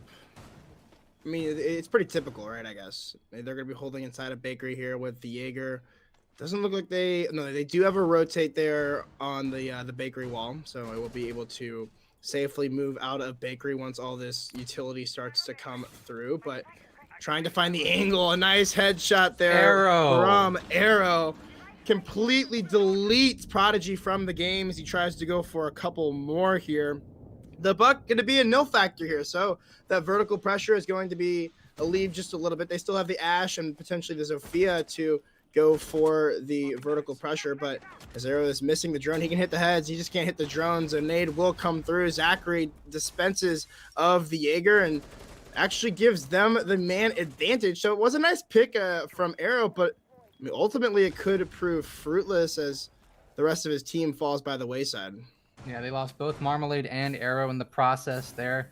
Losing your castle it's not too big of a deal, but you've lost Arrow, who's been a pretty big factor in terms of your fragging department in this series. Meanwhile, Nat's going to go ahead and make that hole a lot more easier to traverse through with that breaching round. Looking on over into service right now as he's looking in Cooking currently. But right now you've already burned off half the round. The mana count is in your favor. And you have your Maverick still left to work with. He hasn't taken any damage. The only members that have taken damage is going to be Impasta and Locuria, with Impasta taking the brunt of it. So we'll see how the remaining 70 seconds work out here for Guidance Gaming on this defense. And hopefully for Fernys Taco's sake, they're able to find something going here and not go down 0-2. You can see the Ash is aware of the Wamai's position. Won't be able to land any shots and actually eat more than he delivers, as he's put on to about 20 HP. And is going to allow for the Wamai to persist here. He's actually going to tuck himself even further into the corner. What a shot from Daunt! Far back in the kitchen, rips the head right off of Matt, and the Maverick is not even aware that Boji has moved up into the corner. Well played here from Guidance Gaming, as it's another nice shot from Daunt on the SMG 11. Ripping heads right now is going to be leaving Lucario in the 1v3. 20 seconds, the diffuser just inside of the bakery wall as Lucario looks to enter there, but it's going to be Boji to end things off. Well played from Guidance Gaming. They'll take round number 2 off the back of their site players. Great communication coming out there for Guidance Gaming, able to pick off every single member excuse me, of Fernys Tacos. And looking down the list of the amount of drones that Fernys Tacos had, there was only 2 left, and only one could be used by Lucario throughout the remaining 30-40 seconds of that round. And I mean, I understand that, I said that there was lack of droning, but clearly there was a good amount of droning coming out there for Fernys Tacos, but the amount of intel they were able to get was very well limited by Guidance Gaming. So big job to them after going down, in a going down 3v4, losing both Arrow and Marmalade.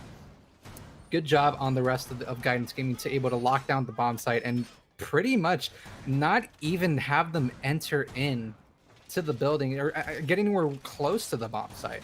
All the furthest they were able to get was to the hole inside of bakery leading into cooking. And that took 1 step, and because they didn't have any drones to work with, got clapped immediately by Boji playing over on potatoes.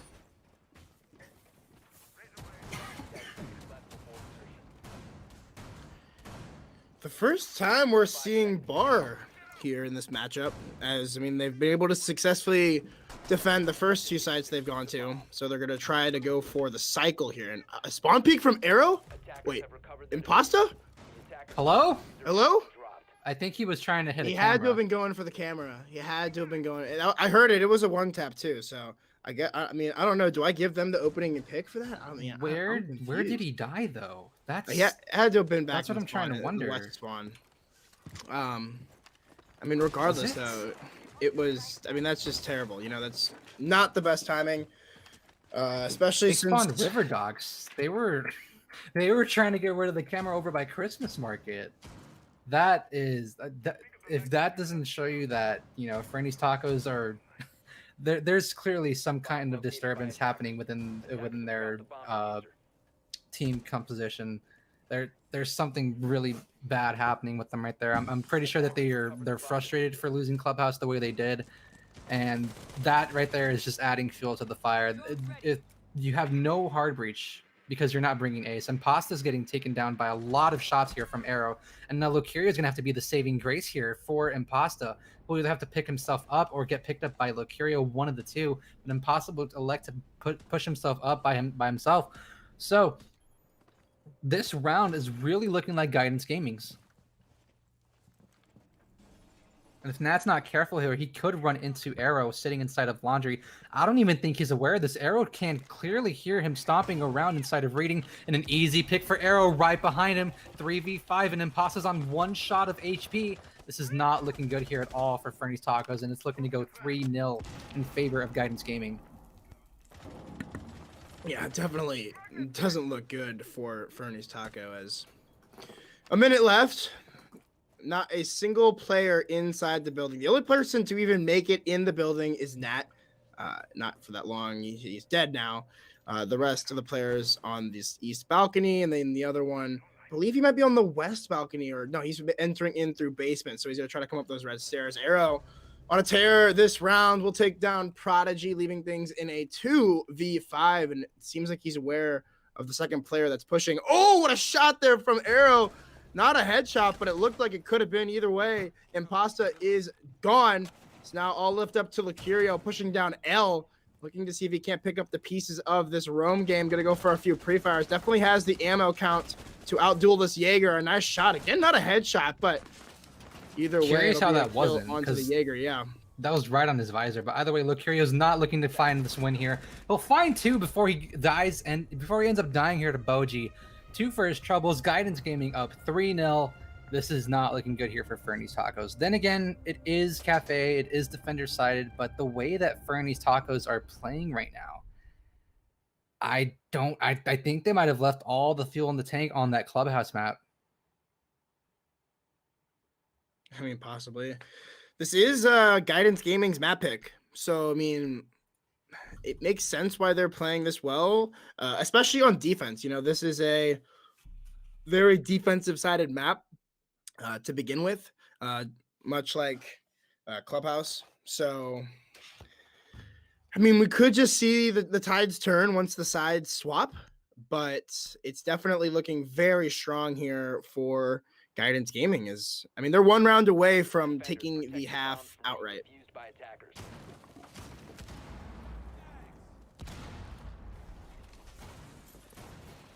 But will be the reading and dining site here. So they're going to restart their cycle as they have won all of their sites successfully in their first attempt. Obviously, it is 3-0, but they're going to be able to go back to the first site that they went to, as it has recently been unlocked. For those of you who don't know, I mean, again, I say this, like, the people that are watching 10 seconds left. the qualifiers for Challenger League, like, why would anybody that doesn't understand competitive be watching this? But either way, I'm going to say it.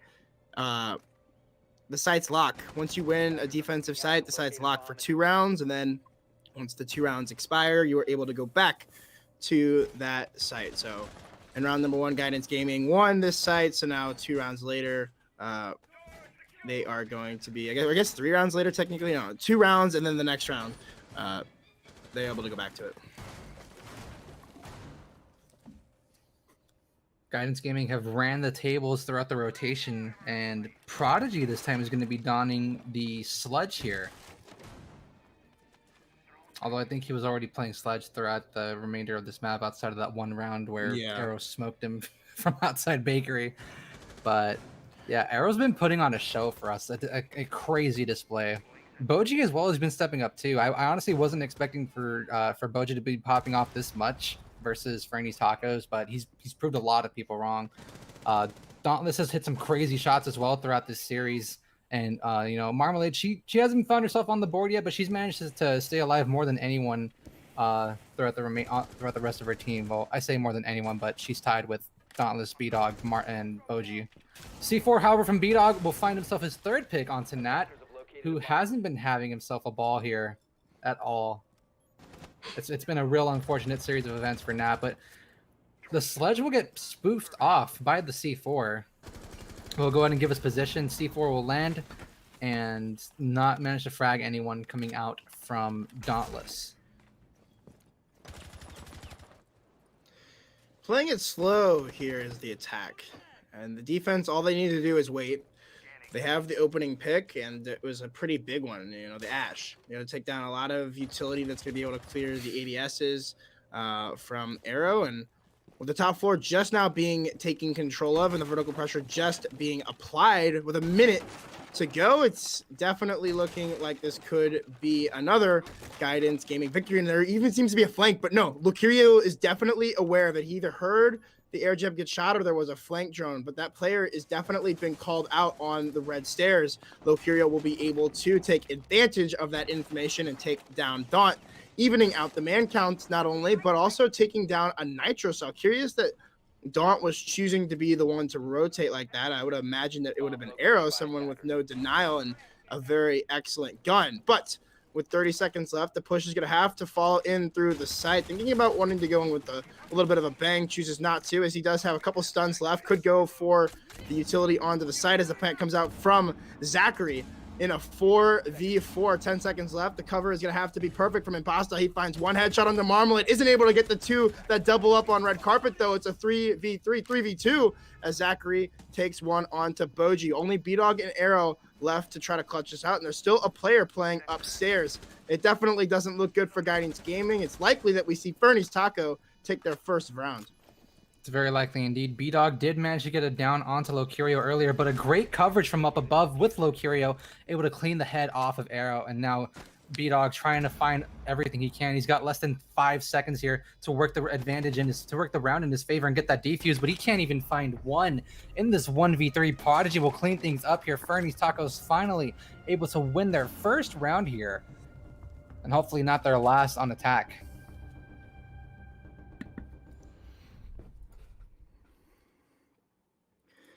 I mean, that was just a good, like a well executed attack by Fernys Taco. As I mean, they were able to take control of that top floor, and then once it came time for the execute, they were able to win their gunfights, get the plant down, and have an excellent post plant position. There was 2 people, I believe, upstairs. Another one was on the second floor. But regardless, it was an excellent post plant position, excellent attack onto the objective from Fernys Taco. And we finally see them come alive in map number 2 after a gruesome 8-7 defeat on map number 1. Fernys Tacos will finally get on the board in round number 4 on what's this map called? Your Cafe, yeah. No, you're good. Sometimes we forget the maps that are Sometimes we forget the maps that we play like almost every day in this game, you know? Yeah. When there's a lot to think about, we forget the little things. So we'll be heading into kitchen for our 5th round here for the defense of Guidance Gaming. And honestly, the way that last round was going, I really thought it was going to be in favor of Guidance. Like, it really looked like it was going to be in their favor, especially with there was 40 seconds left to go. But even though it was a 4v4, they didn't have control of up above, and Locurio able to pick off arrow there in as the execute was already happening. Was a massive pick there for Fernys Tacos, and then everything just kind of snowballed there for Fernys Tacos, and it resulted in their first round win. So hopefully for Fernys Tacos, if you're a Fernys Tacos fan as well, that this isn't the last round that they win on attack. And I think that Nat is just trying to find any kind of Valkyrie cam that's being placed here because they're not bringing IQ, which is a little troublesome. I think that they should be bringing IQ instead of an Ashe since they already have the Zofia, but obviously IQ doesn't bring as much utility to burn through when you're bringing both of Amai and a Jaeger on the defensive side. And for right now, Dauntless, I think he just needs to get the hell out of Dodge. I don't really see that. I don't see the SMG-11 winning a gunfight here versus the M762 or, you know, the ARX. Yeah, well, I definitely agree there. The SMG-11, not the type of gun that you want to be taking in an engagement like that. You can see the Maverick doing quick work on the freezer wall. Nat will just take the Ashe charge and open it up after it has been made soft. So it looks like we're going for a backside take. Not something that we see too often, at least inside of T2, but it's definitely a plausible strategy. We see pro league teams take this attack, and it definitely works out, especially since they're not playing inside of VIP. They're able to take that control quite swiftly, and the drone's able to gather a lot more intel, knowing that this Valkyrie is playing close in the window, and Nade is going to come flying through and probably take him out. But no, the ADS plays perfectly, as it will be dispensed of by those flashbangs. Another Wamai disc also on the board, but the entrance in through double, and Pasta finds 2 huge kills with a minute left. That gives control of the site all over to Fernys Tacos. Boji going to get a refrag onto Impasta as the plant starts to come out from Zachary, but it's denied. Boji, an excellent double kill in the round as Arrow hits a nice headshot on the Prodigy. It's now a 1v3, all left up to Nat, the Ashe, as it's going to have to be a huge clutch from Nat. Not very successful on this map. Marmalade comes flying over the counter and takes the head right off of Nat. Another excellent round for Guidance Gaming. That'll be putting them up now 4-1. Very well executed retake there coming out from Guidance Gaming. They allowed Fernys Tacos to feel safe that they could go for a plant in the default spot, and then they were just able to fight back, playing the angles that they knew they had to cover, winning their gunfights. And they knew that the angles that they were covering, that they were putting themselves in a position where they had the advantage when they took those gunfights. And now they're up 4-1 here. Marmalade going to switch over from Castle onto Maestro. No 6 picks coming out here on the side of Fernys Tacos. And Sledge from Prodigy going into Bar Cocktail I think it's a good pick. He's bringing in the nades to fight against Guidance Gaming. Um, although I would have liked to have seen Buck be brought here, in my honest opinion, because with Buck you can at least go down below and fight against the anchors. Because the common spot that you're going to be seeing Marmalade playing is on C1. C1's all I believe it's called C1, all the way over on the northeast side. That last cocktail on your screen, that little bar area.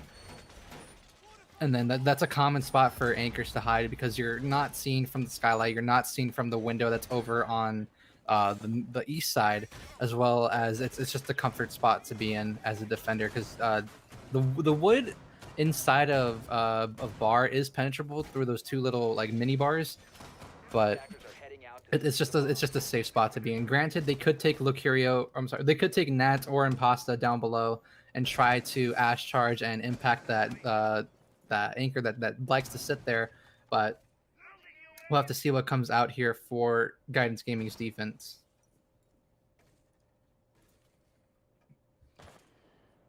I mean, they successfully defended the site last time, so I mean, as long as nothing too crazy happens for Fernys Tacos this time around, I mean, it should go back in favor of Guidance Gaming. I mean, they've been playing so well. They had that one slip up in round number 4 on the reading defense, but ultimately, I think that's just good play by Fernys Tacos as opposed to the poor play from Guidance Gaming. But regardless, it's been looking like a really strong map for Guidance Gaming. There's no wonder why they chose to play them on this map, but we're still a long way from over. We still have to swap the sides and see exactly how good Guidance Gaming are at this map when they are on attack, as is the defensive sidedness of this map that sometimes leads into the favor a little bit stronger than normal. Normally we see a 4-2 half, and it still could possibly be a 4-2 half, but with the possibility of making it 5-1, I don't think that Arrow is going to want to miss these shots. One nice shot, two nice shots as the down comes out onto Impasta and Nat. Huge plays yet again from this roaming Jaeger, as he has been unstoppable against Fernys Tacos. They aren't able to get a read on him at all. Marmalade from above will take down Lucario as he tries to enter in through the red carpet. It's now a 1v5.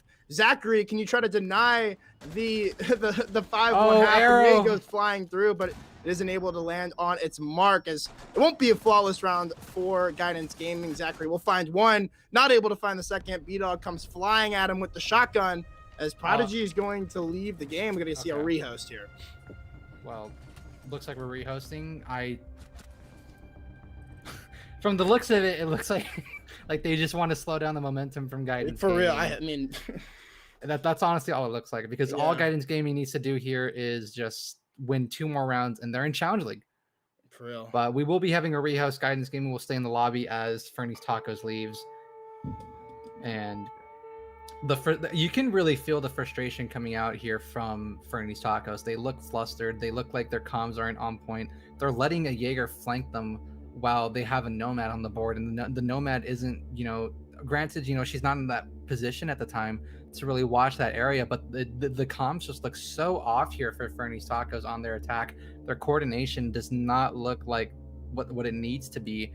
And in all honesty, you can judge a team all you want by how they defend, but I think a team's true skill and their true composition comes out when they know how to work together on attack. I think if you're able to string together attacks more often than your defenses, because this game, it's been defender sided depending on the map that you play, but a lot of the maps, they are defender sided, and I just feel that if you're able to piece together attacks more efficiently compared to your defenses, then that's really whether it'll make you a great team or not. Because I mean, you can defend, like defending is the easier part of Siege. It comes down to when it attacks that I think your attacks really set apart whether you deserve to be in a certain league or a certain tier or not. I 100% agree. Like you said, Siege is just at the moment is just naturally a defensive sided match. Just naturally. I mean, the only exception really I'd say is Coastline, where there's no real hard destruction that's necessary. I mean, that's pretty much the only map that can be going attacker sided on a consistent basis. We talk about it a lot. Maps being defensive sided, teams choosing to start on defense, and even map number 1, we saw Clubhouse, we saw Guidance Gaming win it because they got to play defense twice in overtime. So, not that it's impossible for the attack, it definitely isn't. It's just been made a lot more difficult with the current meta that we are in.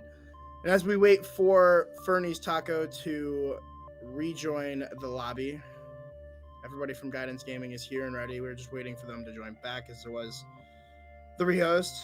And like you said, I definitely think that it was to slow down Guidance Gaming a little bit here. As I mean, they've been on a tear. We didn't see any notification in chat saying like there was a sound bug or Yeah, they just like needed that. a rehost. Yeah, normally teams like let you know what's going on. They just need. Yeah, I mean, just from an outside look, that's what it looks to be. But we don't know exactly what happened, so we're just not going to speculate and say like, oh, this team's doing this because they're getting slammed and yada yada. But I mean, it's Cafe, it's defender sided. So I think that Fernys Tacos, they just need to take a breather. Mm-hmm. They just need to collect themselves, figure out what they need to do on defense, and try to put themselves on map number 3. I mean, I said it, at the beginning where Fernys Tacos was down 3-0. They look to be just completely out of gas. I think the strain on their mental and in Clubhouse, that just not winning it just ruined some of the players' mentality, because there were a lot of mistakes on both sides of the ball, don't get me wrong, but it just ended up being that Guidance Gaming made fewer mistakes, which ultimately resulted in them winning Clubhouse. So currently standing here, we are at a 5-1 scoreline in favor of Guidance Gaming. They are up in the map count 1-0, and should Fernys Tacos come back here on Cafe, then we'll be pushed on over into Concept for our third and final matchup of the evening, and we'll crown our winner for Challenger League into Stage 2, depending on how Map 2 goes. So if we end at Map 2, it's Guidance Gaming making it into Challenger League. If we go to Map 3, it's up in the air. It could be anyone's game on Consulate. I haven't seen either of these teams perform on Consulate. I don't think they played it on Benny's stream earlier, if I'm not mistaken. But it's just been non-stop action back and forth between these two teams, and it's really just been in favor of Guidance here, at least on Cafe. Nothing. It was really close on Clubhouse, but then I think that I'll say it again. Fernys Tacos, they just ran out of steam. They just can't seem to find anything going for them, no matter what they try, what they do, and they just can't seem to get the information coming for them. And I don't even know if it's because I don't really see mute being a big factor to them. I see mute more so just being a factor that it's just being breach denial. So there's clearly something happening in the attacking composition for Fernys Tacos. I agree. I definitely don't think Fernys Tacos is out of this map. They really need to bring it on defense, though. I don't really like if they lose one round here. I mean, they are on the precipice of having to, stick it out another couple months in T3 before they can make it into Challenger League. That's basically where all the Tier 3 players want to be. All the Tier 3 players want to be in Challenger League because they know that that's the best way, the most efficient way to make it to Pro League. That's the easiest way to get yourself known by some Pro League teams, is through Challenger League. And unless you're just a absolute gunner, Iconic is a good example, who just got taken right from T3 up into Pro League without spending a single season in Challenger League. That's unheard of, honestly. Bolo is another example of someone who did that. Those are just exceptional talents. For most of these guys, Challenger League is going to be the only way that they get noticed. So this is a huge match for both of these two teams. And I expect Fernys Tacos, if they want it at all, they need to show up right here on their Cafe defenses. Yeah.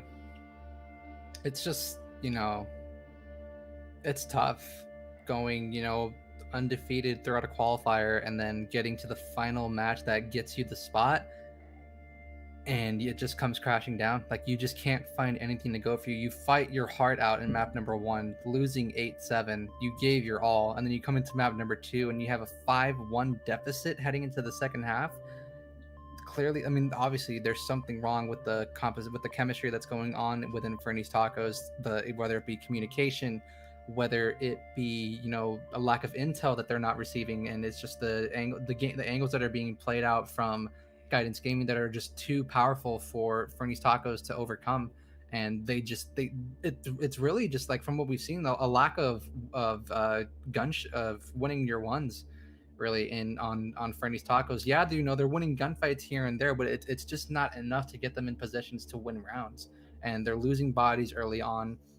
They're getting mopped, and it's just not a good look here for Fernys Tacos.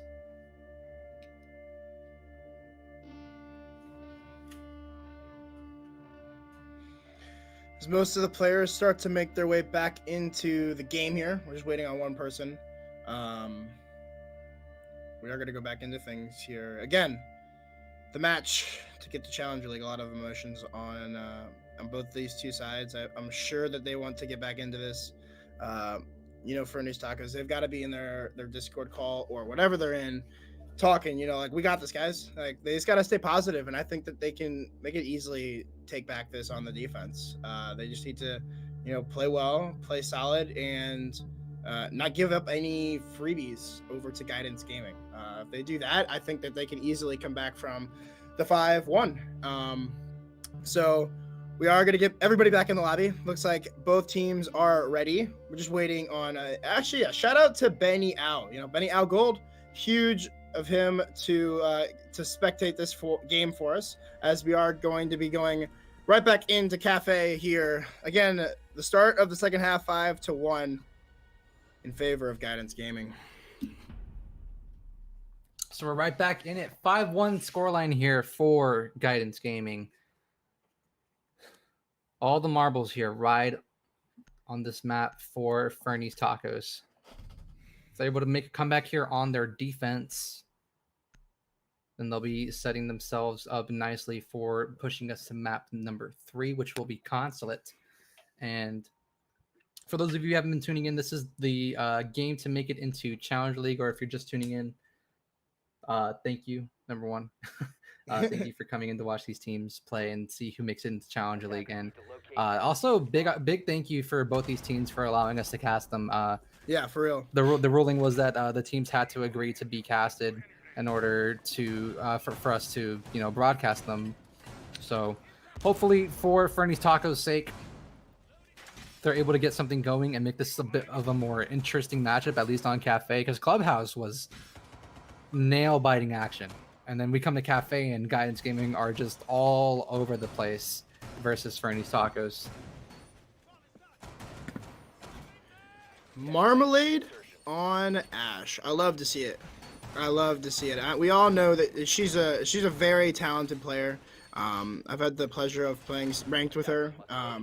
I've had the pleasure of her carrying me in ranked, I should say. And I mean, I know that she's an excellent player. And I know that there's a lot of MF fans out there. I know, I can see it in chat, and I'm a huge MF fan as well. I remember when she first started looking for a team way back, and now she's finally got a solid roster here. And I mean, they're 2 rounds away from making it to Challenger League. Imagine that, especially the story for Arrow. I mean, that's huge. You know, last season he made it with the Favelas, like we've said, and then he ended up getting dropped, and now he's back again. So really proving that he deserves to be here. I love it. You know, both these teams have got solid stories, but Guidance Gaming for sure. Yeah, I believe it. Currently, B-Dog going to be making his entry into Cigar, able to ping out, I believe it was a bubble. Yeah, he's going to ping out a bubble. So the Hibana coming out from Dauntless is going to go ahead and open up the wall. I'm surprised he's not bringing Thermite. So he's probably favoring the Type 89 this time around instead of the 5.56. So we'll see what comes with Dauntless here on the Hibana. Right now, Lucurio is going to be trying to defend as best as he possibly can over on the shield. And Guidance Gaming are going for a piano take to try to clear Lucurio out of piano. One thing that I would like to see come out from Guidance as well would be to see a cocktail push, you know, because with a lot of utility being spent up here, a cocktail push isn't half bad. Locario's gonna be the first one to get picked off though, and Impasta's been shot up as well. B-Dog took a little bit of damage here. I think it might have been from Nat. I'm not so sure, but Impasta's taking a load of damage as well. So one more bullet and he either bites the dust or he goes down. Either one, but we'll have to see how the rest of this plays out. And interestingly enough, they didn't barricade or they didn't reinforce all the piano walls off. They've ended up placing a Goyo shield, which is what we saw in the prep phase, to try to cover the bar stock. And right as I say that, Impasta down below from the brown stairs, I thought B-Dog might have seen his head, but apparently he didn't. And B-Dog will bite the dust here for Guidance Gaming. 40 seconds left to go. This is not looking good here until Guidance Gaming can try to get something going for them. Yeah, still a lot of utility that they're going to have to go through on the defensive side. There's still some Goyo shields here to delay even more. The player inside of Freezer as well is going to be proving huge. As Prodigy still has 3 toxic babes. The first one will go out and deal a lot of damage. It seems to the planter taking him off of it. But a nice catch out there from Daunt, who takes down Imposter. Will get downed but picked back up. It's going to be a 4v3 here. The last 10 seconds, the last toxic babe as well, as it's an all-out brawl here between both of these. Marmalade going huge on the Ash. He's going to have to be able to put that diffuser down. As it's oh no! No! Actually, Prodigy just takes down Marmalade. No cover there for the attack, and it's a free win, essentially, for the defense. How does he do it? Oh my goodness. No coverage at all. They knew that he was inside a freezer bar stock. There's no chance that they let him go there. Oh my goodness. And that round could have easily gone in Guidance Gaming's favor, especially due to the fact that Fernys Tacos, they didn't even bother shooting out the bar to prevent Guidance Gaming from planting there. That bar comes down and if Prodigy ends up dying there before he's able to take out Marmalade, that round easily goes in the favor of Guidance Gaming. But man, Prodigy coming up really clutch with only 1 frag in the in this rehost. He comes up massive there for his team, saving the round, preventing them from going into match points. Huge. And it might be too early to say it, but that could potentially be the turning tide here for Fernys Tacos to try to get something going here. It potentially could. I'm not so sure, but if I'm Guidance Gaming, I want to be looking to myself and say that, you know, we got these next 2 rounds. We can bring it here. We can put ourselves into seal. We didn't win Clubhouse 8-7 and come this far on Cafe just to have it come into overtime. We can't allow this to happen.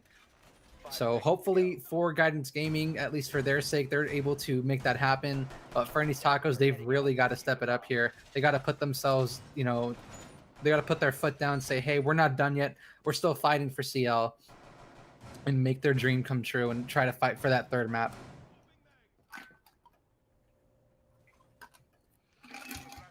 I mean, if they do end up winning this map, I mean, I think you're right. That round is obviously the turning point for Fernys Tacos. Early on here, we're seeing a 3rd floor roam. Actually, Impasta's gonna Impasta's gonna fall off of that roam actually quite early, at least on the 3rd floor.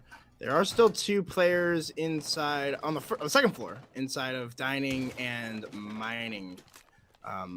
This is going to be up to the Buck here. We'll see if he's able to spot out the Jaeger before he is able to make it out of dodge, and they'll actually both fall down. So a very easy roam hunt for Guidance Gaming, as they essentially push off the only 2 roamers with simply just droning with a minute off of the board. So they'll be able to start to make the pressure onto the site with the Buck and Sledge combo. And they also have breaching charges on Arrow. So they've got plenty of utility to destroy the floor below them and the ceiling above the defense.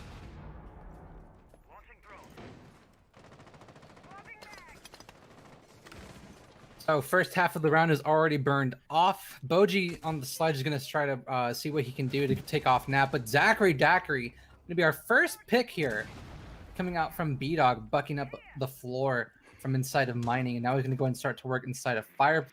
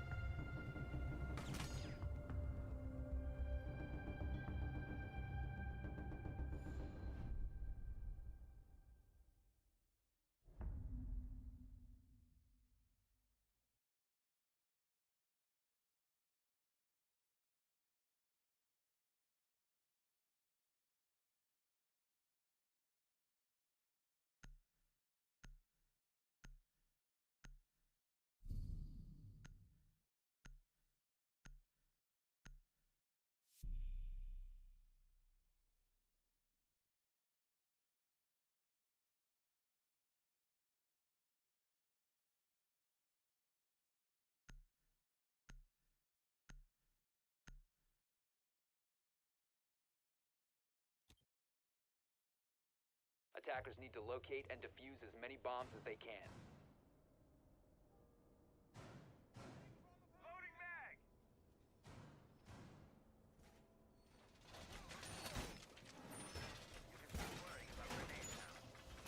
Bomb located by attackers.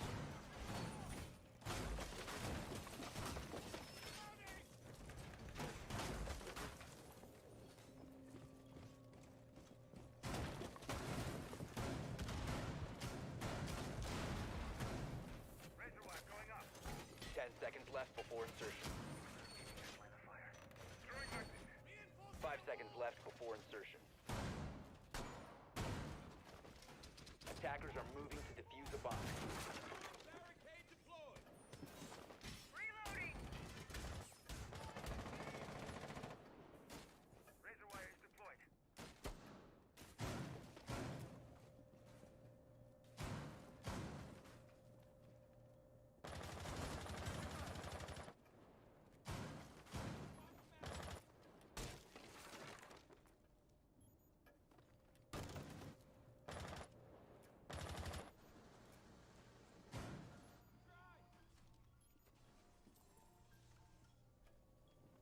Think of The magnet is your lucky charm.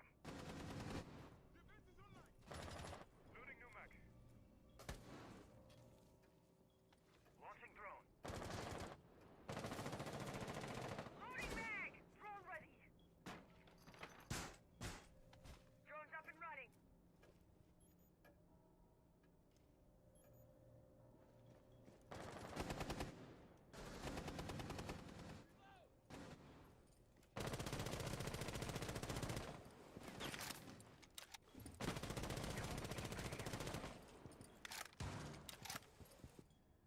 Going live. Deploying magnet.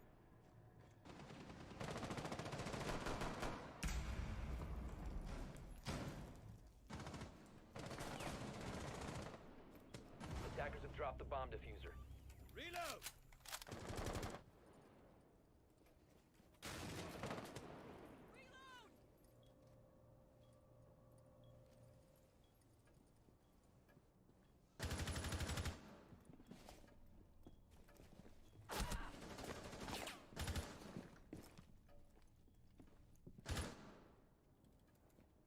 Attackers have recovered their diffuser. Max. I will watch your path. Magnets ready. The duties are in place. Get out!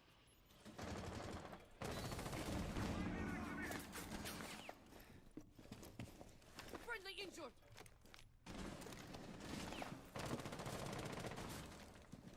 Readying impact! The attacker's bomb diffuser has been dropped. Loading.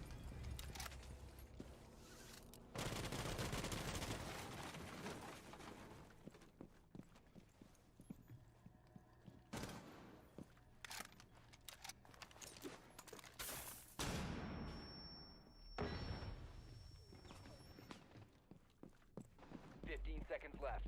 Magnets are in place. 10 seconds remaining. 5 seconds left.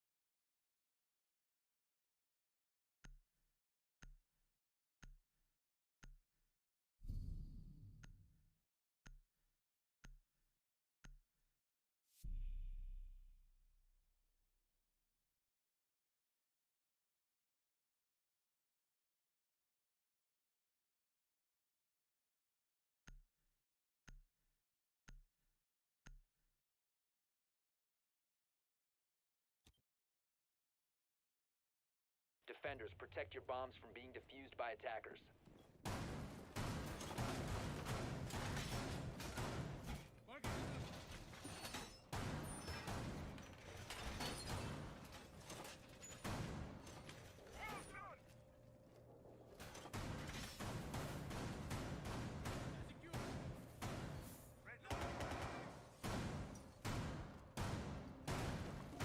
It's something right there that could have been changed for Guidance Gaming.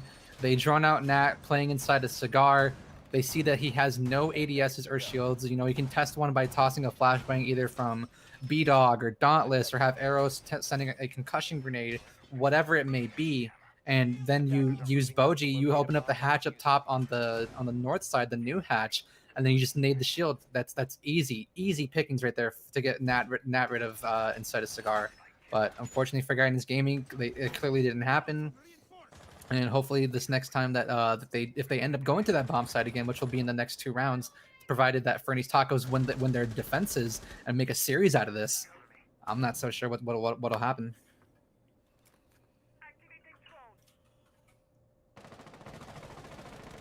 I mean, I'm reading the chat right now. I'm not sure what happened with us getting muted or not, but hopefully we are back now. We should be back now. So we apologize for the little technical difficulty, but we're in the match no matter what. So the bomb site top floor.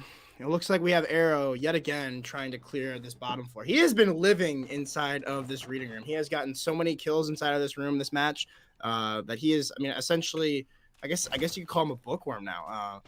Not sure if that's the right term for someone that kills a lot of is getting a lot of frags inside of a library. But regardless, it'll be Arrow to hit a few shots onto Impasta. He's going to take him down to about 25 HP with that punch hole and possibly go for a second one. Nat, though, he'll find the opening pick on the round. The Jaeger getting into the fun early on here as he'll take down the Buck.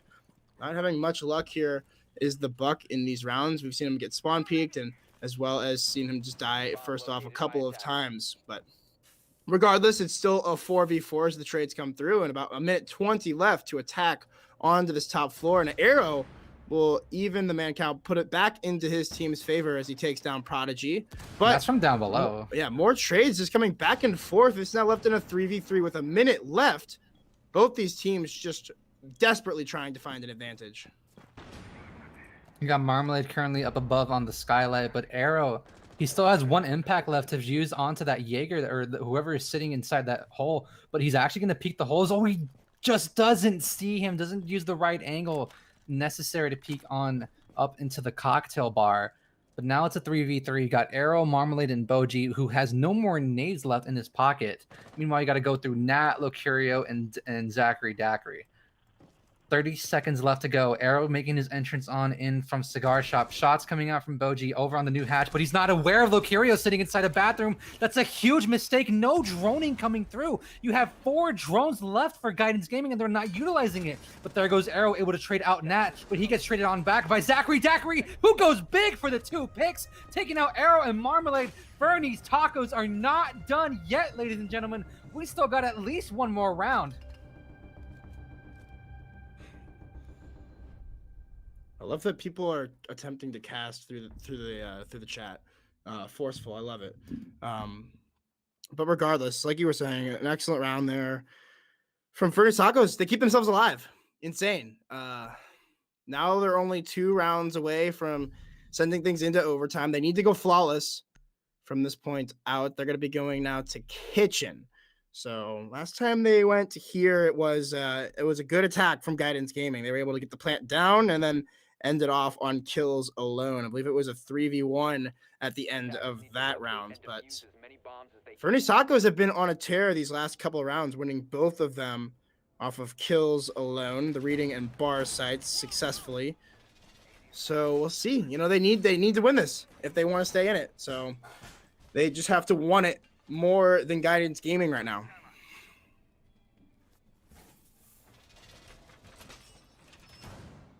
I honestly gotta hand it to Fernys Tacos that rehost or tactical timeout, as our chat is saying, is really working wonders right now for Fernys Tacos. They've been able to come back. They've only lost 1 round here because it was at a 5-1 split at the half, and they've gone 3-1 on their defenses. And in reality, that last round, there were 2 rounds ago, this game should have been over, but Guidance Gaming just stalled on their attacks. They had no idea how to progress into the bomb site the moment they got into mining. They had the ash posted outside a fireplace window.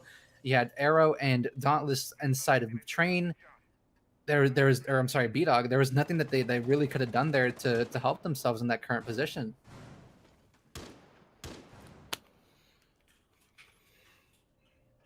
Impasta up on the 3rd floor. Oh no.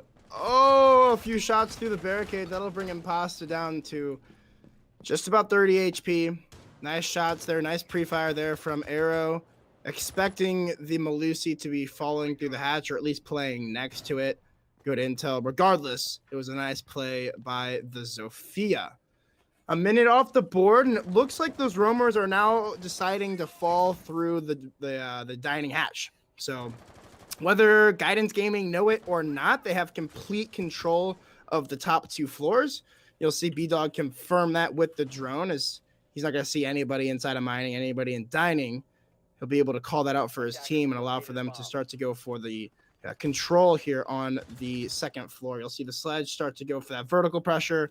Of course, Arrow has the breaching charges. He'll be able to do some pressure here. We see him, that excellent breaching charges, not only able to open up the side wall, but it also opens up the floor below it. An excellent 200 IQ breaching charges. Daunt, he will start the killing on this round, taking down Impasta. So again, that hard destructor going for the entry. You know, we saw him do it on Thermite in the last map, but he's now doing it on the Hibana. So excellent play thus far from Dauntless.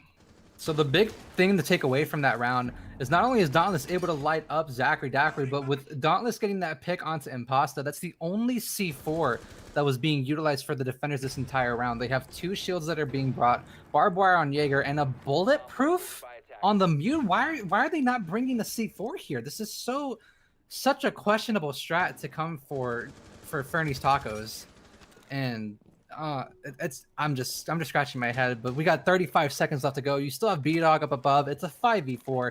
Dauntless has 1 shot left of HP. If he gets smoked from Prodigy's gas grenades, it's over. He can't plant down that diffuser. He'll have to get replaced by someone. So right now the Jaeger from that is stuck, and Dauntless is starting to go for that plant, but I don't know if Fernys Tacos knows this is going down. A great shot from B-Dog up above. Dauntless will successfully plant down that diffuser, and Marmalade will take care of Zachary Daiquiri. Arrow from Bakery takes care of Prodigy. This is CL match point. A 1v5 here for Locurio. Can he save Fernys Tacos? Can he save the round and bring us into another round to come through? And he can't. He can't do it. Boji, Guidance Gaming, you're in Challenger League. Welcome to Stage 2 for United States Challenger League. Welcome everyone from Guidance Gaming. Congratulations, you've booked your tickets into Stage 2. GG's to Guidance Gaming. They take it 2-0 fashion over Fernys Taco. And I mean, what a match. We almost thought that there could have been a comeback there from Fernys Tacos. Of course, these score lines here, not the most accurate as there were. There was a rehost, so definitely some more frags to be had there. But regardless, excellent match between both these 2 teams. Fernys Tacos, it really just seemed like they ran out of gas after they lost their own map choice on map number 1 of Clubhouse. Just didn't really ever have it. They almost had it there at the end in those final couple rounds, or those last 4 rounds. They were almost able to make that comeback happen. But since Guidance Gaming did so well on their own defenses, they were in a very good position to win that map out. So well played to them. They will now join Ape as the other team to qualify for US Challenger League. So congratulations to both of them. Very well played from Guidance Gaming in this series. 2-0 for GG against Fernys Tacos. And what a way to end it on a map number 2 for Cafe. You know, we had the rehost that happened at the halfway mark, and then it started to look like Fernys Tacos were really going to come back. I thought they would make this again, make us go into overtime, but man, Guidance Gaming with the resilience, the mental toughness, and the communication just looked on point for Guidance Gaming for a majority of those rounds. There was a couple rounds there that looked like they were miscommunicating with each other, but overall, very well played coming out from Guidance Gaming. And you know, Arrow, the 2-timer, he did it with the Favelas. He did it with Guidance Gaming. He's made it to Challenger League twice in a row now, and just an absolute stellar player here. The Don, the man, the myth, the legend, a great performance from Arrow and the rest of Guidance Gaming. Congrats, guys! You made your way into Challenger League. Yeah, congrats indeed. And I think that is, unless you've got anything else you want to talk about, Uzu, for that map, I think that pretty much wraps it up for tonight. I don't believe that they're going to be playing the finals, and even if they were, I don't think that Abe would want us to cast it. So we are going to be, I guess, signing off here for tonight. So, do you have anything else you'd like to add, Chris, before we go? No, just GG's. Thank you to the teams that allowed us to cast Exactly. you guys. We appreciate it so much. Hopefully, there's a better system for the next round of qualifiers that happen in the following stage for 2021. But regardless, thank you for allowing us to broadcast you guys, to showcase your talents, and we hope that we made you proud. And again, congrats to Guidance, congrats to Ape for making it into stage 2, and we'll be seeing you guys soon for Challenger League. Yeah, hopefully we didn't leak too many strats casting your matches. And again, huge shout out to Benny for spectating. Benny Al Gold, Benny AU Gold, and then DJ Dextros for producing this wonderful show that you have here. I know that me and Chris definitely couldn't put a show on like this by ourselves. So huge shout out to them for helping us today. And yeah, like you said, all the teams that actually let us cast your matches, we appreciate you. But that is going to do it for us. Hopefully you all did enjoy, and we will be seeing you all for stage 2 of NA Challenger League.